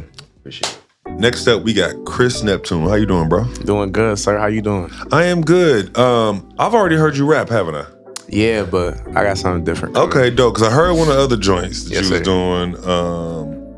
from the homie Janlui that had produced, man. Talk about that record, man, that verse, man, because that was dope. Yeah, I was actually very upset when I wrote that verse. I was going through something with school, and one of my family members had said something about me not being able to rap. So I was like, say less. And you know, I heard the boom bap beat. A lot of people, I went to boarding school in Jersey. A lot of people say I don't move like I'm from Brooklyn. So when I heard the beat, I was like, it's over. And what does moving like you from Brooklyn mean? I think they just mean I don't move staticky. Like, I'm not trying to fight everybody. Oh, okay. I'm not walking around with my pants at my knees. I'm Haitian. I was raised too strict for that. Yeah. So, but yeah, that verse, it was a great time. Yeah. We had to drag Eddie on it because he don't think he could rap. Etienne can rap, guys. Yeah, it was a great time. So, bro, talked about a lot of different things. Because we gonna get to it in a minute, but the music you're gonna play, is it a boom bap like pocket or is it something else? Oh, nah, I'm playing an instrumental from someone that I'm very inspired by, Busta Rhymes, and I'm gonna rap over it. Okay, all right. Because Busta Rhymes is, we don't even gotta speak about him. He's all right. He's different. All right. So we had Chris Neptune. Yes, he is. See, the kids are all right. I was just talking to somebody about top 5 MCs. And I didn't have the top 5. They thought, I ain't gonna get into that. But I think it shocked them because I said Busta Rhymes number 6, maybe 7. And they were, the face would drop. I was like, man, y'all ain't been listening to Busta the whole time. Busta Rhymes is top 10, like, solidified. Busta been making hits since I was in 3rd grade. Yeah, and he does it with a smile on his face. Yeah. Like, he'll rap about breaking your neck with a smile on his face. Like, but pocket, flows, bars, things that people just aren't paying attention to. So. What is your origin story? How'd you get into music? How'd you end up at boarding school in Jersey? I'll tell you right now, I'm a very stubborn person. So when people tell me I can't do stuff, I go out of my way to make sure they know I could do it. Yeah. It started with boarding school. There was a teacher, it was because I didn't annotate my book or something. And she said, you'll never be nothing in life. Because you didn't annotate. Yeah. And mind you, I'm an education major. Like, I want to be a teacher. Yeah. So I was like, I'll never be nothing. What did the teacher look like? She was Hispanic. I think she was Dominican. We had like a 40-page reading. I already read the book. The book was Great Gatsby. Like, I watched the movie, I read the book. I annotated like 20 pages. She said, you'll never be nothing in life. I said, say less. So you saying you Tariq St. Patrick and you rap? Yeah, like, when it came to the boarding school, I never knew what financial aid was. So I looked up the bill of the school, $60K. Who's paying that? Like, right? But I got into the school. I got a great scholarship. I was able to go. And they had a studio at the school. Oh, word. But it was for like classical music artists. They had what was the scholarship for? Like, it was music? my academics. Okay. It was my academics. Yeah, I went to school in Bed-Stuy. And I had straight A's. I wasn't playing. I was trying to get that scholarship. So once I got the scholarship, they covered everything. I came to campus, I think a month before school started. And the first thing I saw was the studio. And I was like, I don't care who's playing classical music. No disrespect. I see a mic in there. I see beats in there. It's over. So you at school all week? You go home on the weekends? I didn't have my family didn't have the money for me to come home. Okay. So I only saw them on breaks. It was like $20 to get back. I would give the bus driver money. I wouldn't pay for real tickets. Yeah. Yeah, it was like that. I'll only see them on breaks. And my mom, she was working midnight to 8, 10 to 12. I only saw her a little bit. How? Yeah. Because this is a challenge, right? Because in some sense, if you're just starting to make music, that does provide excitement. But like, how do you stay, I guess, inspired? You know, because I'm imagining, all right, you know, maybe it's like a 3-day break. I can't go to the crib like everybody else, but now I'm just stuck here by myself or whatever. Like, how do you draw inspiration when you might not be among culture?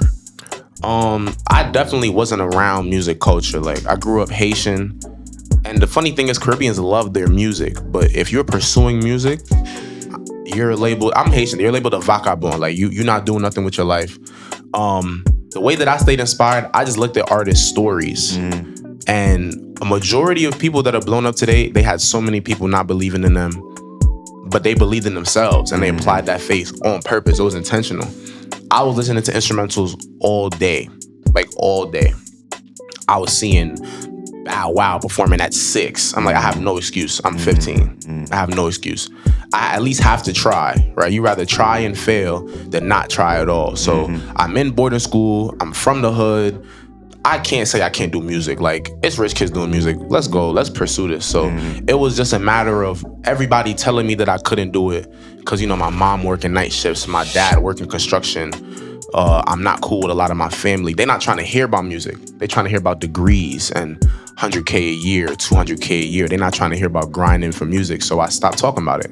And I just did it on the low. And I think that's been like an ongoing theme today is like, how do we turn this into a career simply because we're coming from places and our parents just don't believe that could really be, you know, a viable career. My parents flew here. They flew to New York. My dad came here when he was 20. My mom came here when she was 17. They're not trying to hear nothing about no music.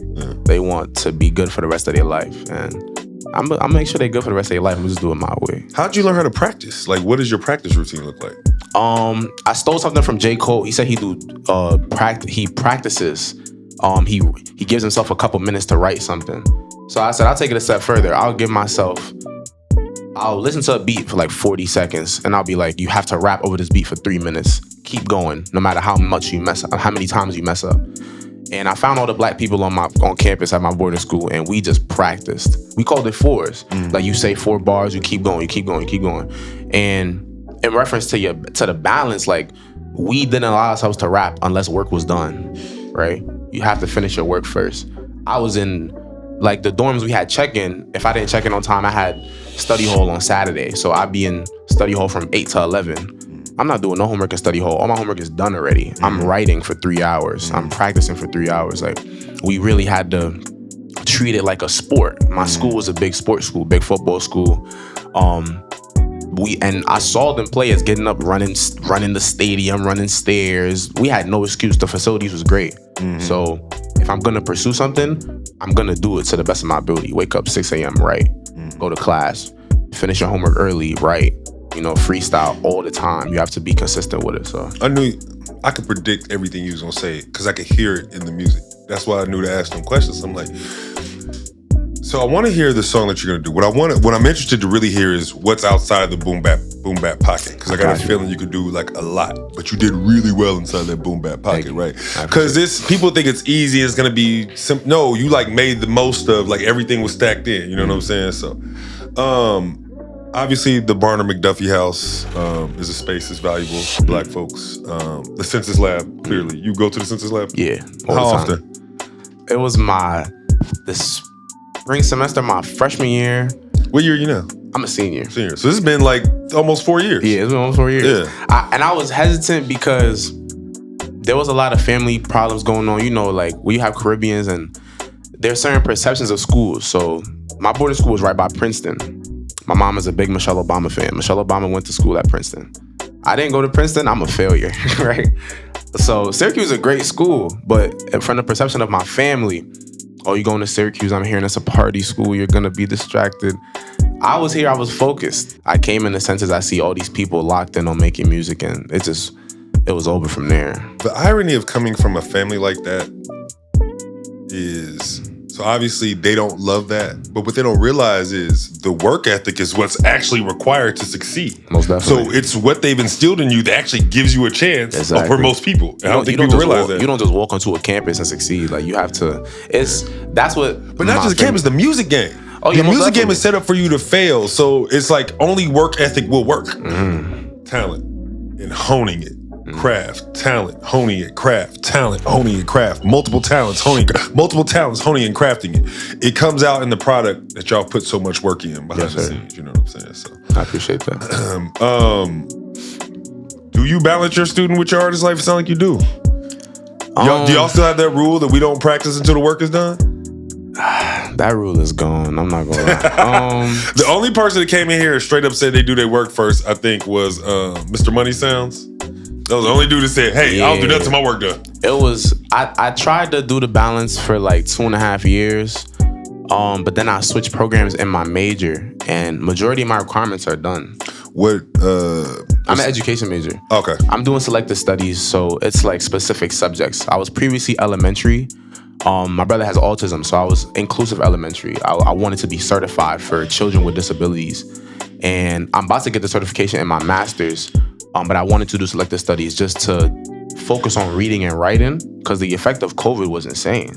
My brother's 7, my other brother's 14, and they struggling writing and reading because of COVID. Yeah. So that's been my focus. When it comes to finishing my work first, I wrote an 80-page lesson plan. I didn't sleep for 3 days, and then I walked into the studio, slept for 2 hours, and then recorded. Like that's so that's a balance. I got my master's in education. Writing the lesson plan just sounds. Once you start actually teaching, you realize they doing too much. Anyway. I was at my placement. I brought in my 80 pages, and the teacher said, I have never done that in my life. I was so upset. 80 pages. And I because if you write 80, that's like enough to get a B-. I had 100 pages. I can say these people teach it. I do, we do, you do. In any given classroom, you're only teaching about 20% of the class. The rest of them kind of know it. You just need them to practice. Yeah. Jesus. Anyway. So yeah. Yeah. What do people need to know about you? I'm a big consistency person. I think discipline is more important than motivation.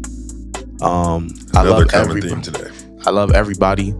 If I don't like you, you did something. But you know, we could always work things out. I love my music. I'm Haitian. I feel like that's the number one thing people gotta know about me. I follow God and I'm Haitian. That leads everything that I do. So, yeah. Okay. All right. Where can we find you? Oh, on Spotify. You can find me on Spotify. Sense has got a project.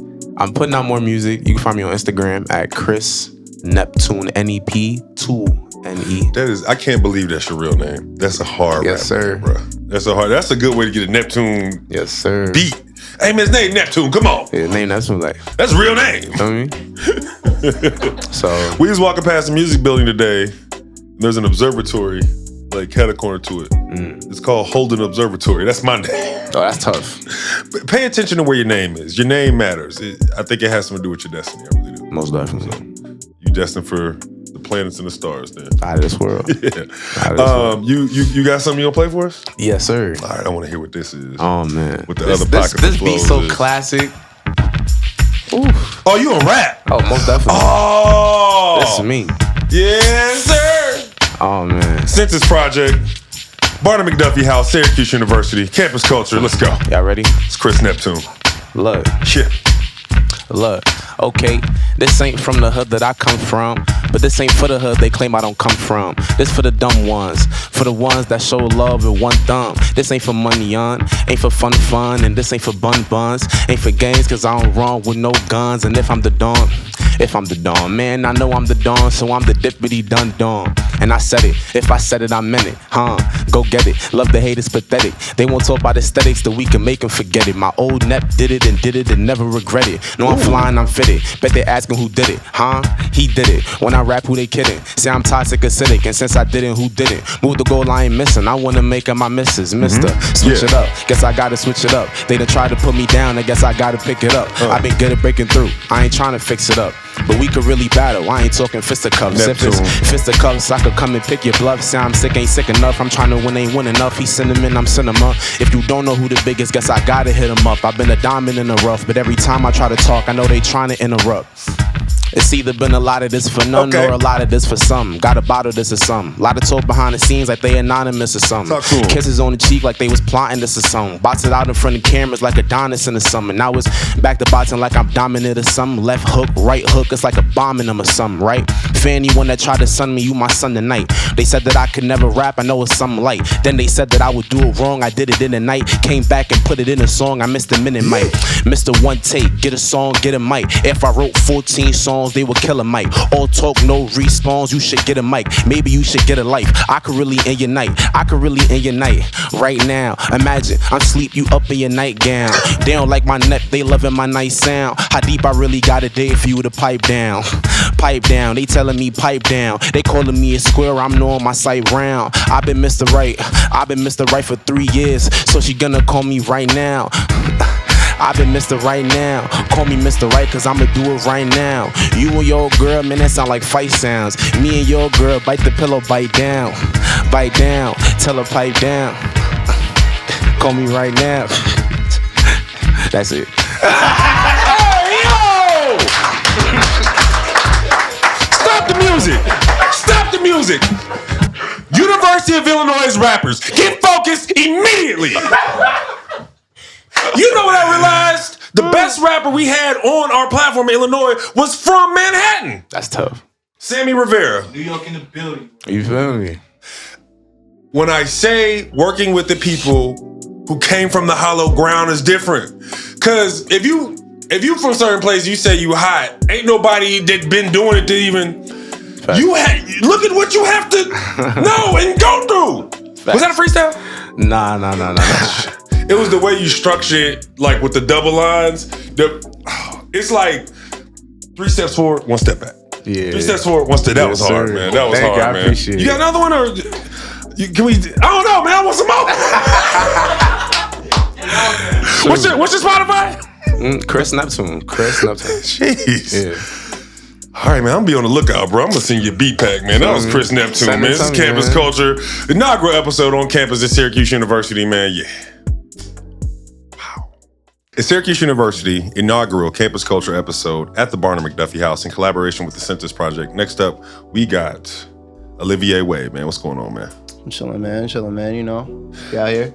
How you doing? So you're 1/4 of C4. Yes. And we just interviewed the rest of the members. I got a chance to hear one of your beats already. Yes. And it was so good, I had to, like, in between takes, ask you how you made it, man. What was that beat? What's the record, man? Tell them about it. I mean, that beat, it was one of the first beats I made the summer of my freshman year here. Okay. What year are you? I'm a junior. You're junior, so Yeah. about 3 years, okay. Yeah. So I just got back from my freshman year here. Yeah. Can't lie, that was a rough year.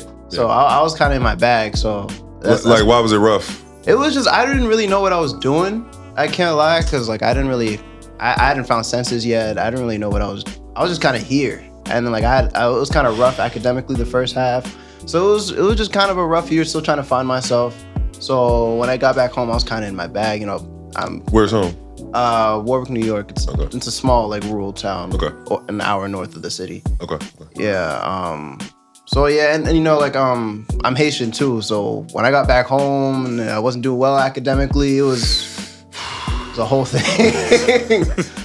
So yeah, it was 3-4 in the morning when I made that beat. It's just in my bed, just making that, and it sat in my laptop for like over a year until I showed it to Eddie. Yeah.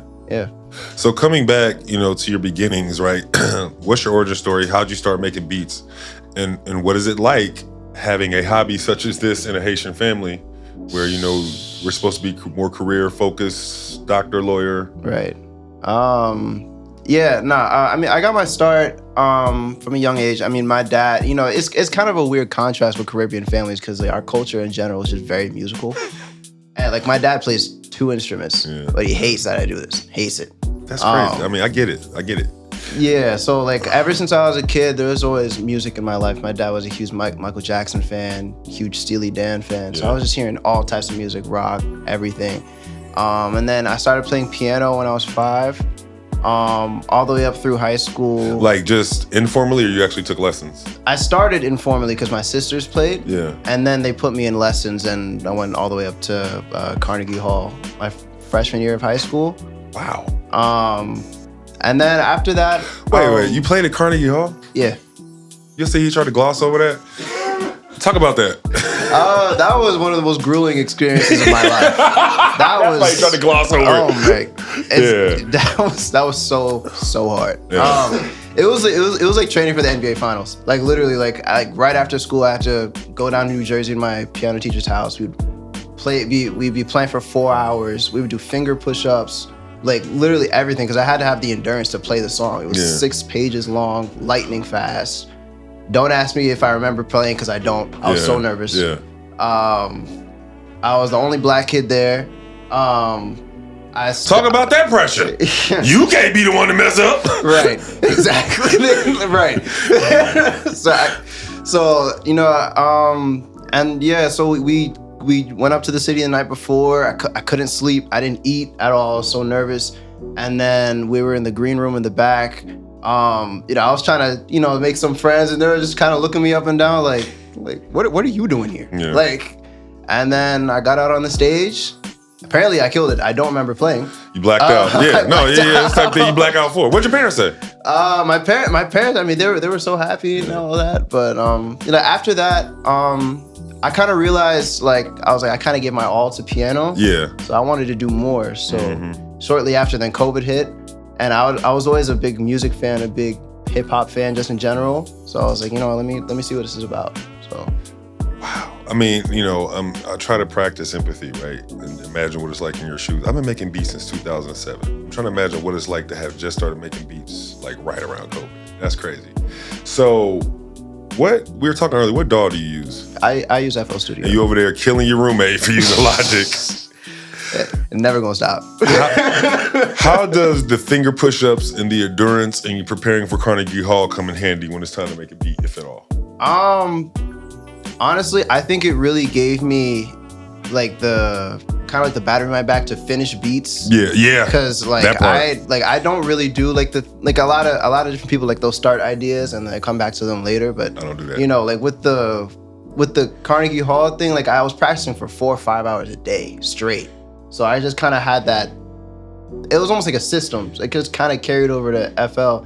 And then especially like I didn't even have the full version of FL for a while. I had the demo, how like so you gotta So I would just finish ideas in one sitting. So and it's better that way, right? Because like it's like an unfinished beat is like an unfinished thought. Right. And if you have too many unfinished thoughts, your brain's gonna be crowded. Right. You know what I'm saying? So it's like finishing the beat is like a commitment to yourself and a commitment to the music. You know what I mean? We was talking about this yesterday. That's how you bring discipline into this type of music, right? Like there has to be some kind of, this is the system we use to get better. You know what I'm saying? So I think that's really dope. Really dope. For sure.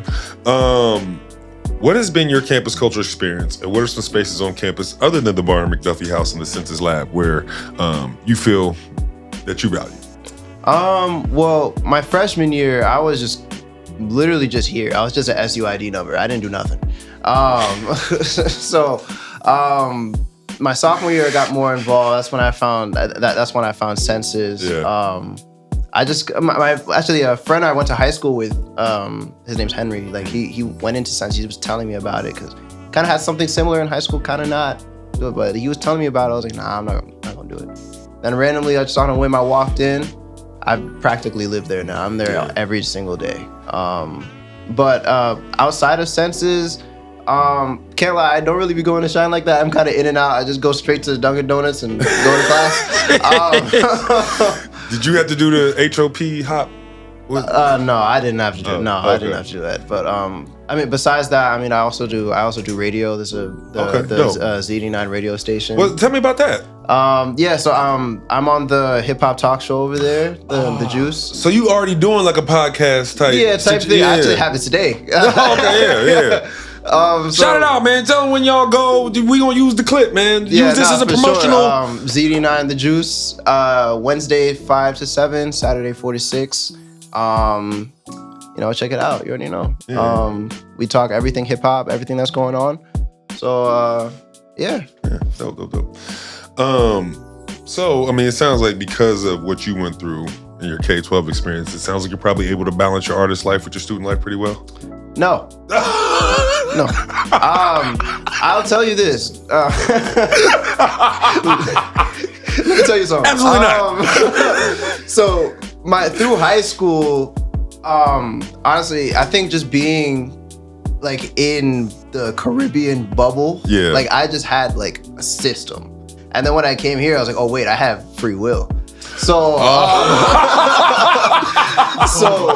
so then when I came here, it just kind of went out the window because when I was in high school, parents give your kids some autonomy so they don't get to school and go crazy. No, listen, because when I came here, when I was in high school, I had 4 sports going on. I had 2 jobs. I had piano. I had the extracurricular at school. So I had to delegate this stuff. But here, I made my own schedule. So then stuff just kind of started bleeding in together. Like I would be doing homework in class, and then I'm like, let me try and make a beat in class. I don't know. It just kind of started bleeding over. I know Mariah knows something about that. Yeah. But I'll be having students making beats in classes. Like I can't get mad at them, but I do need you to actually pay attention to what I'm saying because I know you don't know how to do this. Right. That's when it started biting me. Yeah. So, but I'm starting to get better at it now. Yeah. Just setting apart time to, balance things out. But I wouldn't say I have it like all the way down. But I'm getting there. Okay. I've been asking a lot of questions today, so I don't know if I asked this question already, but you're a junior, right? Yes. And you started going to the Census Lab as a freshman? No, as a sophomore. A sophomore. How is it different now than it was when you first started going?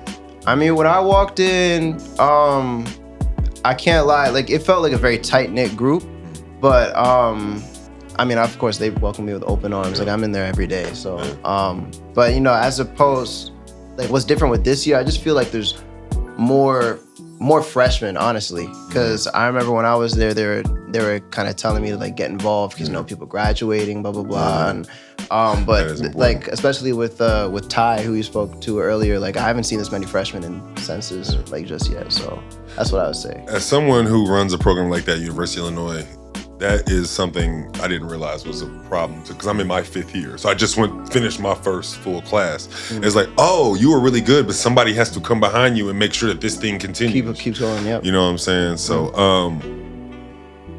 what else do people need to know about you? Well, I'm Haitian. I'm from the middle of nowhere, a tiny little town hour north of New York City. I also play the drums. I picked that up at Census. I have 2 older sisters. Shout out my older sisters. But yeah.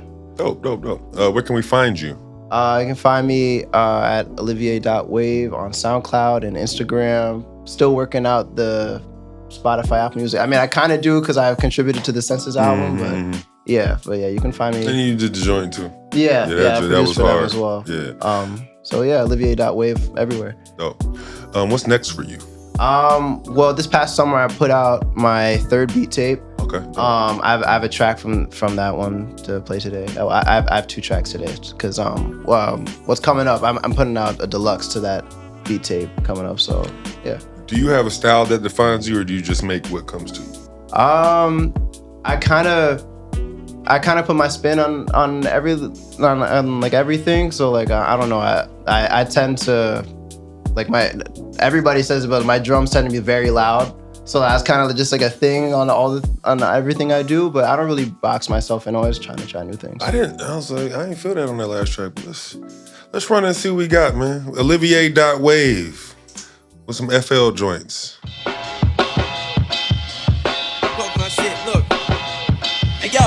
I need the power and respect, millions locked in the safe. Push bends, bending corners, rocking away. Toughest niggas went to jail, chopping their face. That mean anybody can get it. Game dirty, watch how you play. We out with pay, don't give 2 fucks what the president say. That shit irrelevant. As long as they buying your work, I'll be selling it. You sound like DJ Premier. Down any measurement, know what the method is. Got rappers hating and they bitches naked in my message. I smoke the whole top 20, fuck 5, that's definite. Show the rap game out, till ain't no life left in it. It's like I got tricked dice, I'm rolling nothing less than sick. The trapper goes to Rolex the wrist, make sure mommy never want for nothing. Stack up and know where your exit is. Yeah, y'all niggas rap, but this the better shit. Game 6, this the medicine. Fashion rebel on my letterman. Chrome hearts on my sweater, my work's better, you can never fuck with me. That's why I've been a big stepper. Making plays, put the shit together. Before music made a way, I had a pistol on my dresser, nigga. Chrome hearts on my sweater, my work's better. This that piano note. Made a play, put the shit together. Before music made a way, I had that work on my dresser. Hey yo, we way up on these niggas, the score's like 105. Fuck thought these niggas little garbage, don't be so surprised. Keep envious eyes out your cipher, they want your demise. Know the signs, rather eat food. So we chopping loops, we chopping up the whole. What we doing here? What is the meaning of this sound?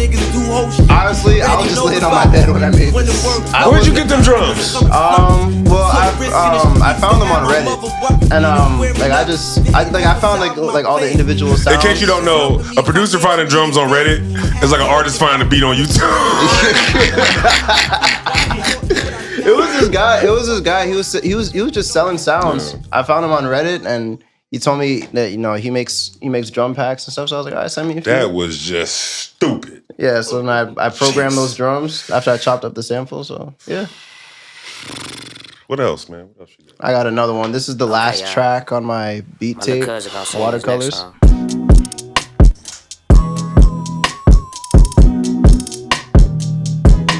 C4 been in the lab. I don't know what the rest of y'all, but C4 been working.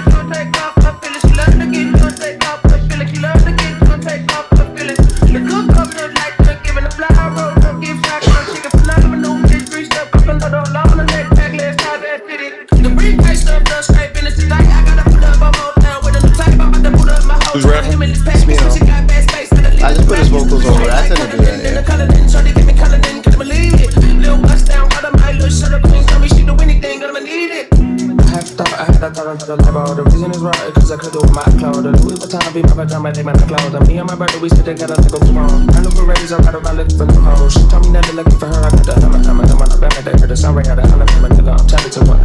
You understand the boom trap principle too. Oh yeah, sure. It's a cheat code to make trap and boom bap at the same time. For sure. It's like a system to that. It's a nice contrast. That Logic, J. Cole, Ill Mind type.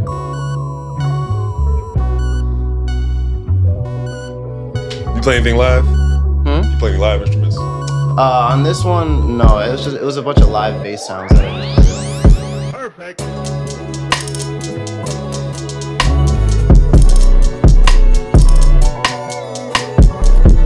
Yeah, I'm sorry.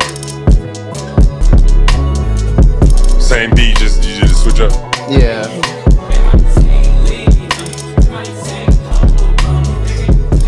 Better get you one from olivier.wav. For sure. olivier.wav. Now I gotta do a study on demographics, Haitian folks in the state of New York. Cause I didn't even know. Cause some of y'all from RC, you said you from a farm town, right? Yeah. Damn. Okay. olivier.wav. This is campus culture on campus at Syracuse University, at the Barner-McDuffie House in collaborations with the Census Project. This is olivier.wav, man. That was dope. Appreciate you. Oh man, thank you, man. Next up, we have Maximiliano Jimenez. You're a singer, right? I'm a singer, yeah. Where you from, fam? I'm originally from LA. Okay. Yeah, How'd you end up all the way out here? And how long does it take to go home? Yeah, I got it was a journey, I think. I flew to LA last November and again in January. I didn't get on a plane until last Friday. Oh man. That's a long flight, bro. Yeah, I leave at like 10 p.m., get here 10 a.m. That's crazy. Yeah, with some layovers. It's pretty ridiculous. But Maximiliano Jimenez, you're a singer. What's your origin story? How'd you get started singing? Where you from? What part of LA you from? So northern LA, San Fernando Valley. My older brother made beats in his Jeep, and I was just sitting there. My mom didn't want me to sit in there because he smoked. My mom was like, "Nah, you're not doing that." And I'm like, "All right," but making beats in a Jeep, that's a real fundamental go get it right there. Yeah, because you got the speakers going, right? You got to put an aux. But for the first maybe 3.5, 4 years of my beat making, I made everything on my phone. Yeah. So I had Apple earphones and I had a phone, and I was just cooking in my garage, with the boxes as. So I'll stand correct because I had you as a singer. So producer, do you sing as well though? So singer, producer, rapper. Okay, yeah. So, but yeah, I had that going for a while. And then when I did my undergrad at UCSB, I'm a grad student here at Syracuse. My freshman year became a part of an a cappella group. Okay. So I'd be singing super duper a cappella. Definitely harmonies are I guess my trait. And then when I got here, joined another a cappella group. And then in my master's program, which is a higher ed program, they specifically looked at different resources on campus, and Census Project was one of those resources. And so our class got a tour of that area, that space in Steel, and I knew I had to be there. And then they put on their Instagram that they're hiring. And I was like the first applicant or something. Yeah. So when it comes to beat making, what do you use to make your beats? Right now I'm on Logic. Okay. But for a very long time I was on GarageBand. Okay. That's cream of the crop. I think I've used that one for so long. I think the hardest part about making beats for me was getting the creative ideas to the actual thing, right? Understanding what does treble, what is bass, what is echo, what is reverb, understanding what those things do to get my idea out. Even when it comes to R&B, LA got a much different style than the East Coast. Yeah. When I'm thinking about the internet, I'm thinking like Tony, or even what DJ Quick has done as an R&B producer. How is it working with musical collaborators that are from this part of the country, and you have a whole different stylistic influence? Yeah, it's kind of funny because I didn't hear a Jersey beat until I got out here. I was like, who's bent? I don't even know, And so it's very interesting. It brings a new taste. Yeah. I know drill obviously the last 2 years. So in 2018, it had to be 2020. Jeez, it was during the pandemic, fall of the pandemic. I went to Lower East Side, IMI Studios, and just being in the hallway and hearing what people were making. And at that time, it was all drill, all samples, right? Yeah. But I didn't even understand. Like, I heard a drill beat, but I didn't understand how huge it was. You know what I'm saying? So, the same way Jersey drill drums was like, oh, this is like a big deal. Yeah. It's like, okay, I gotta pay attention to this. Yeah. So, what has been your campus culture experience, and what are some spaces on campus that you value other than the Census Lab or the Barner-McDuffie House? Yeah, so I'm a grad student, I'm a graduate assistant in the Intercultural Collective. Okay. And I work with the Office of BIPOC Student Success in Shine. And what all that is it's a cultural space for students of color and it's in the title. But Can you explain to me? So I've been trying to glean what Shine is. At first I thought it was like the student union. What is Shine? Shine is the conglomerate of all university identities, I think. Including workers who come from Syracuse. This is more than just students. It's like the community, the city. That's why nobody defined it that way, because that's really what it is, and nobody wants to say that. I think, honestly. Yeah. Okay. Yeah. So Shine, obviously, Census Lab. What is that campus culture experience, especially as like a grad student, right? Do you teach? Yeah. Not teach, but mentor. I do a lot of mentoring. I don't know as a Californian coming to New York, vastly different, crazy different. That whole, if you're on the side of the road and you have a car in California, they're going to be like, oh, I'm so sorry, and then drive off. Here, it's like, no way you popped your tire, but they'll help you. Yeah. And it took me a little bit to understand that. I didn't really know why that was or how that was, but it's a different language. But I definitely think, census was part of the reason why I stayed. Yeah. 'Cause I was ready to leave. I was out. I was like, I'm gonna go to UCLA. I'm out. I'm trying to get my master's there. But then I found census. I found that sense of community there. One reason it's important to have white allies is because I'm dead ass. We did a music festival hip hop media stage 2 weeks ago. I was interviewing a Chicago rapper, and he was like, "Man, y'all doing so much." I said, "Well, bro, the dude standing over there that ain't saying nothing in the corner, he didn't want to get all the money for this." And that's why it's important to have white allies, because I want to do the programming. I ain't got time to deal with all this administrative junk, right? But so often it ends up being somebody says, no, people need a space. They're not listening to them. Let me do it. Because I'm going, man, this white guy's so connected to this spot where all these people of color say it's important to them. You know what I'm saying? So I think it's important to have white allies. It's important for white folk to be allies. You know what I mean? So how do you balance your student life with your artist life? Ooh, I don't really. I mean, I think everybody said that so far, but last night I was at the census. I don't know, nigga. I was there at like 3 a.m., 5 a.m. just cooking, making I made a couple last night. It was really good. But typically whenever I have something due, that's when the pressure's on, and then that's when I can start working on music. Oh, okay. So then I'm like, you know what I mean? It's so counterproductive. You can't be properly motivated, so you got some other work to do. Yeah. That's funny. What else do people need to know about you?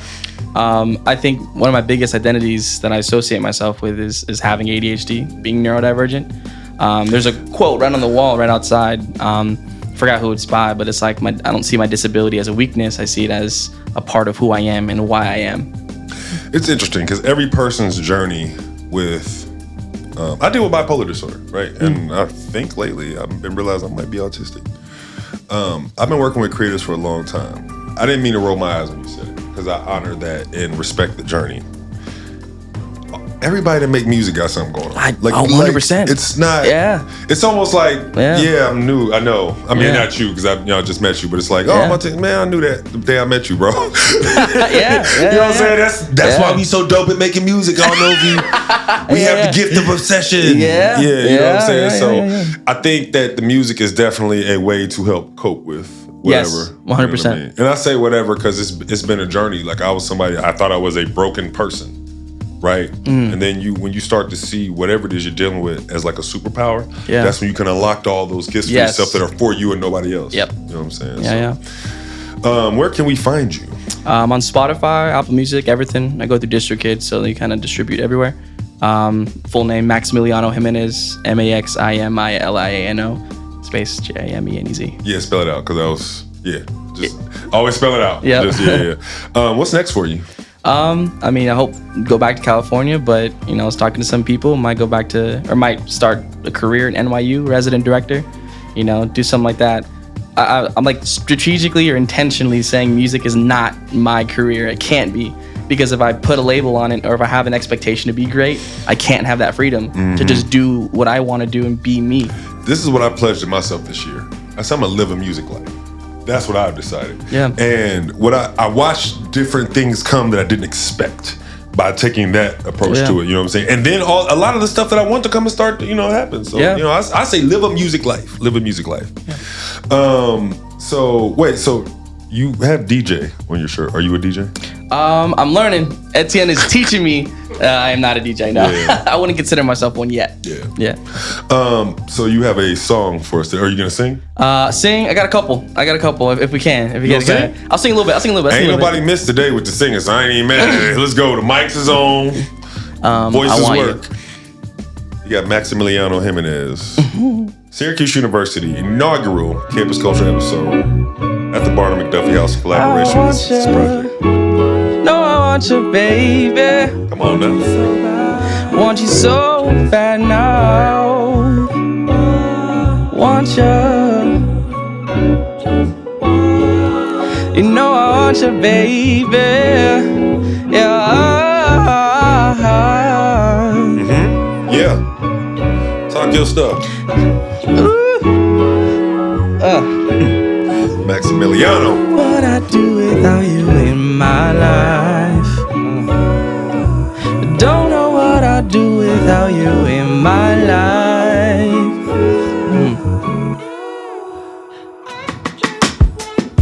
Loving on you. I just wanna be the only one.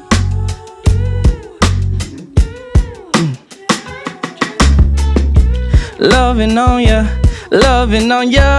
I just wanna be the only one. Maximiliano Jimenez, let's go.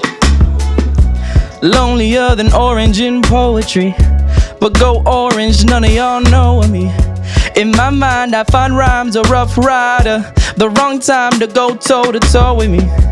How do I know that you'll roll with me? Was it the wrong note with no authority? Just break ties on lies, gaslight conformity. I want you, but I need to know me. I think we could, yeah. Yeah, thanks. Again, here's why I do comparisons, because I think as a producer, I think as an A&R, right? How do we make more of this? Anybody ever tell you sound like Robin Thicke? You know what I'm saying? Like just the vibes where you go off the song, man. Yeah, man. I like it. You got another one? Yeah. Let's do another one. So I mentioned ADHD because I like can't have a style. I go in every direction. I think if you want to do the first one or like the yeah. So long, so long, so long, full grown, so long. Listen to a lot of K Tronada. Okay, I was like, yeah. So long, no.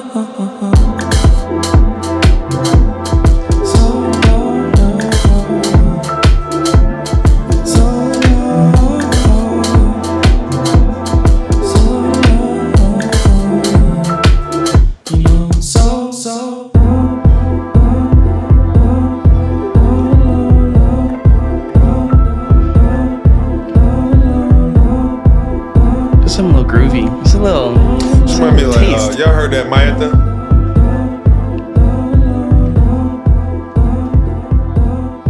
So yeah. Vibes, man. Yeah, and then if I wanted to go completely left field, it's the last one. I'll show you. Yeah, well, the very last one, the completely left field. Styles make fights, man. This is what happened with LA meet East Coast.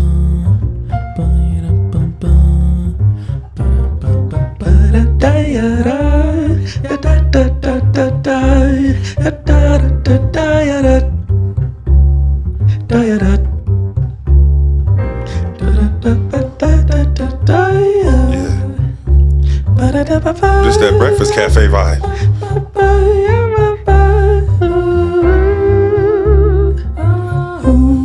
Need a cafe con leche.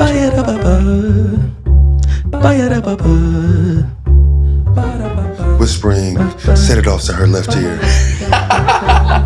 The color of the sky is gray. Let it rain. yeah. So that's funny. That's vibes, bro. That's vibes, man. For sure. Fernando Valley? Yeah, I know. There you go. Grad work and might stay here, NYU, you know what I'm saying? But keep your options open, bro, because you're mad talented, man. Thank you for joining us. Maximiliano Jimenez, man. It's Campus Culture, inaugural episode on campus at Syracuse University at the Barner-McDuffie House in collaboration with the Soundz Project. That was Maximiliano Jimenez. Thank you, brother. Next up, we have producer Northway. Northway, how you doing? I'm doing good. How you doing? I'm good. Northway, where you from? I'm from everywhere. I'm not gonna lie. I could give a quick rundown. Yeah, run it down. So I was born in Buffalo, lived in NC for a hot minute, moved overseas to North Macedonia from like 8th grade to 12th-ish. Yeah, and then now I'm like Q's. Parents my dad lives in the UK, my mom lives in LI, so it's everywhere for real. Okay. It's everywhere. And now I'm excited to hear the beats. One thing I'm so aware of is how your geography dictates your style. You know what I'm saying? So I don't even know where North Macedonia is. It's the country right above Greece. Okay. It's in the Balkans, so totally different from everything, honestly. Well, let's get into it, because I would like to know your origin story, how you started making beats. But I'll start with this. Like, how does living in North Macedonia affect your musical tastes? A lot. I would say like I'll be out to eat because in the Balkans you have like Turkish people, Albanians, Serbians. So I'll be out to eat and I got Shazam on like because I hear some like crazy like little Turkish thing and I'm like, I don't know what dude is saying, but this is fire. So let me go ahead and do that, go home and cook up. That's how it was for real. But at the same time too, there's not like hip hop culture. Like they see it on social media, so of course they try to emulate it, but it's not. Music scene was totally different. So I was doing a lot of like bedroom producing. It was a lot of solo stuff, which I'm like breaking out from now since I'm in college. So you started in Macedonia? You started before y'all moved? I started making beats. I was always musically inclined since like 5th grade. I would listen to type beats on YouTube and I'm like, I want to do this too. So I found this little website called Audio Tool, and from like 6th to 8th grade, I was making beats on a Chromebook. Oh my God, bro! Like, okay, I want to tell y'all something. Golly, on a Chromebook. Like being a veteran, like football coach, the world knows that. Being a veteran parent, they don't know being a veteran beat maker. I wish I can go back and recover some of my bad beats that I either threw away or the hard drive crashed. Like, I would stem them out, lift so much stuff from that, and maybe not as it is, but it was like I didn't know as much, but that was like a good thing. Because the more you know, it's gonna change how you make. Like, I had to work hard to get back to that part of myself as opposed to, you know what I'm saying? Yeah. So like, value your old beats. Yeah, not saying if you got that Chrome, go find that Chromebook. I don't have it. The thing is like I'll be making a beat and the laptop shut down because there's just too much going on. So I don't have it anymore. But eventually I was like every single birthday, every single chance I had to get some money, I would like slowly get some stuff to like build up like Warning, kind of if you add this sound, the computer will blow up. Yes, but I was slowly just getting stuff to build up like my home environment, like studio and stuff, speakers, whatever. But then eventually like late 2019, got a laptop for Christmas that I'm still rocking with today, even though it's on its duct tape level. Hey, listen, keep them computers. That's what I'm saying. Keep them computers in good shape. It's sentimental. Well, I'll say this: it's a Mac or a PC. It's a PC. So a lot of FL producers, 19 or 20 is when they start putting FL on Macs, right? FL producers would treat computers like, I don't know, a used car, right? Hey man, my computer just crashed. I got all the beats off of it I could. I got a new one. Can you come over here and give me all your sounds? Oh nah, I'm sticking with mine. And this was like happening, and I realized, let me take care of my Mac. I'm sticking with mine till to the day it just stops. But yeah, 2019. Or maybe till somebody pays you to do higher quality. Don't make me more nervous. I'm getting ready to do some vocals and somebody pull out a PC. I'm a Mac hater though. Do you engineer? Like vocals and stuff. Yeah. I'm getting into it, like for friends. Yeah, you need a Mac. We'll see. Because here's the hard part, right? One day you're just jacking around, and then the next day you're really good. you got to kind of recognize the in-between time for a lot of reasons. That you're good enough to get paid, that you're good enough that you need better equipment, all that kind of stuff, right? And so that's why I say that, like, professionals require professional tools. The better you, like, almost like if you see yourself stepping up on a level, you need to start thinking about getting something better. Because the better you get, the more you're going to rely on your talent. The more you rely on your talent, the more your talent relies on the best tools. Yeah, you see what I'm saying? So that's all I mean. That's just from experience. I can't, like, things I don't even think I know until it's time to say it to somebody. You know what I'm saying? So that's the only reason I say that. I know it's expensive, and I know you gotta, do what you can. You know what I mean? But just that slow workup is the way. I'll say everything else is like up there except for the laptop. Yeah. Like speakers, like I got the whole Waves sound like catalog. How can you make your talent make you enough money to buy a new laptop? And I think if you can answer that question, you'll be ready to go to the next level as a professional. We'll see. Honestly, we'll see. But how do you balance your student life with your artist life? Same thing as everybody else. I don't at all. Like when I actually have the time to do music, it's like 12 to 3, 4 a.m., which I feel like that's the time where a lot of my creative juices are flowing.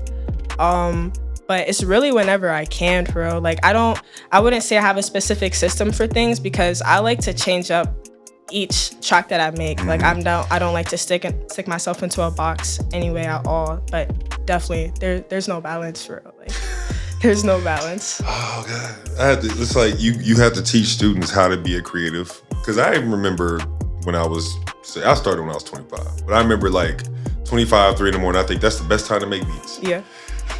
Cause anyway, that's a long conversation, but that's only gonna last until you're about 30. You know what I'm saying? After that, it's about flow state. But I'm not gonna lie. So here's the goal for me. So it's like I want to, like, same thing as the other dude said. I don't want to make music into my career because I feel like that kind of limits. Like I feel like I'm putting like a name on something. But for me, it's really a passion. Yeah. Like it just comes to me, and this is like a way I express my feelings. I have fun. So eventually, like when I hit 30. Like I can do music full time because I have the amount of wealth and stuff to do so. Yeah. Like that's the goal long term. It's just like I don't even have to work. I don't got to worry about nothing. I could do whatever I want to do whenever. So here's my best, because I think that's a good mentality. This is the piece of advice that's gonna matter. The money ain't just gonna come along. You got to make it come along. That's it. For sure. What has been your campus culture experience, and what are some spaces on campus that you value other than the Barner-McDuffie House and the Census Lab? Yeah, so I would say I'm really involved in the entrepreneurship space. Here at the Blackstone Launchpad, it's basically a space for student entrepreneurs. They host pitch competitions. They have like alumni that are very successful within their business. Come back, give little seminars. That's a place. You have a business? Yeah, I started a nonprofit a couple months ago. Talk about it. Yeah, for sure. So Redorm is essentially making dorm shopping sustainable and affordable. So we want to called Redorm. Redorm. Okay. Yeah. Is the website? Yeah, we have a website launching next week, redorm.org. Okay. So essentially, we want to make it as easy for donators and for buyers to get and buy their items. So we're going to pick up those items for you, have them on our website. And then once you buy that, it's going to be delivered right to your dorm. So I would say the past year, I was in a whole bunch of pitch competitions and stuff like that allowed me to get the funding to do so. But kind of like a side benefit from all that, I've been able to like build the confidence and stuff to speak up and like kind of be more comfortable with the stuff that represents me. You know what I mean? Whether it be music, entrepreneurship side, or whatever it is. You are winning on a karmic level. No success will be granted to anybody until they first help somebody. If you can figure that out before you even want success, you're winning the game. I don't even know how to tell you that. I mean, everybody's different, but yeah, that's really dope. What else do people need to know about you? Music is a passion for me. Like this is not just like I take time in the stuff that I do. Like I love to play around with sounds. I like to approach music and producing in a unique way. Based off the songs that you'll hear something that sounds totally different from something else.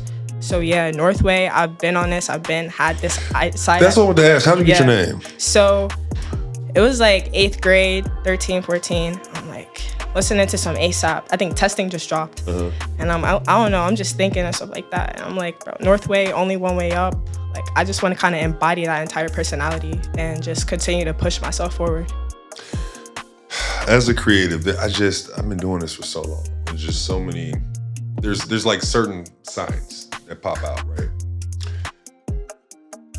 If you don't have a philosophical thought about your outfit, you ain't really dressing. If you don't have a philosophical thought about your artist name, you're not a real artist. Exactly. Yeah. And it's not like that's not a judgment call. That's just experience from hearing people talk about, this is how I got my name, this is how I got here. And I'm always shocked when, oh, you think like me. I've had the same name, the letter L Beats, for 17 years, right? But I knew when I chose the name, I said, this is going to be forever. So I said, make it good. So just even having that kind of thought around your name just speaks well to your future as a creative. You know what I mean? And I love that you're not boxing yourself in. You're going to wind up with more opportunity because of that. I really believe that. Where can we find you?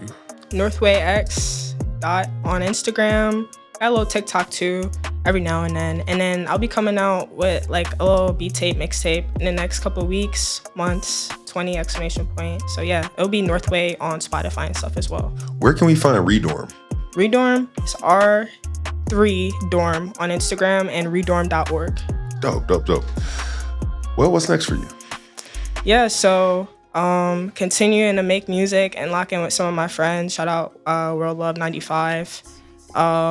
And yeah, coming up with some beat tapes, some introspective instrumental albums as well. So there's a difference from a beat tape, by the way. But yeah, check it out. Sure. What'd you say your major was again? Oh, major business analytics, and I have a minor in innovation design and startups. You are the most interesting person.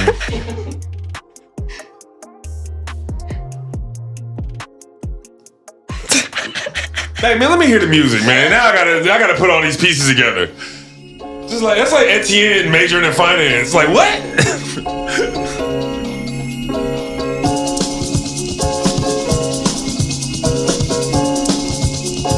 You know Professor Shipman in North Carolina? Drum and bass.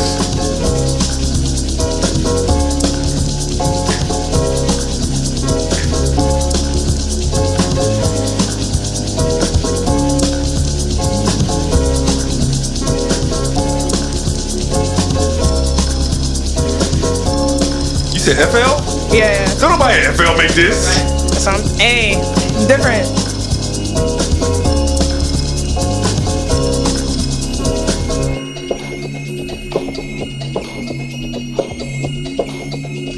That K-Tronada sound. Such a childish, little bit of a mine.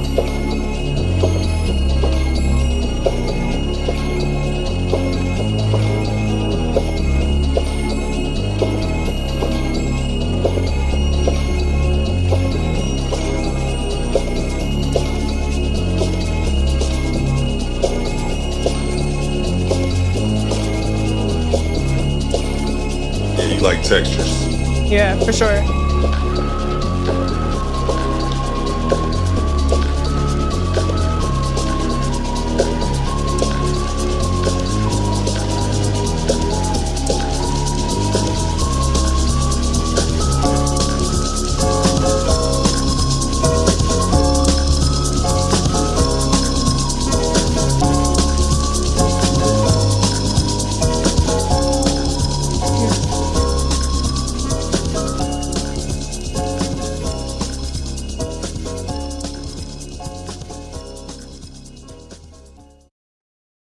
You got another one?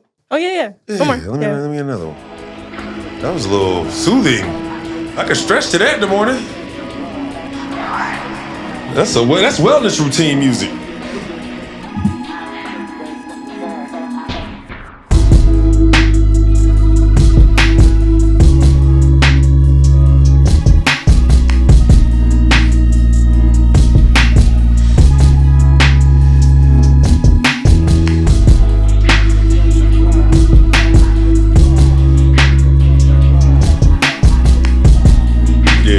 I get it. Same person ain't supposed to make them two.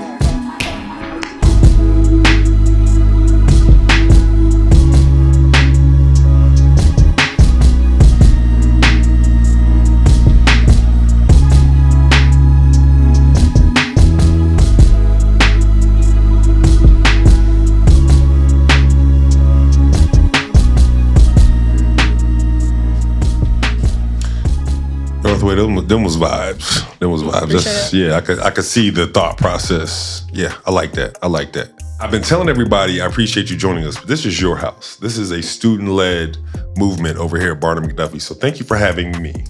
You know what I mean? I'm excited because your last guest for the very first episode of Campus Culture on campus here at Syracuse University at the Barner-McDuffie House in collaborations with the Census Lab.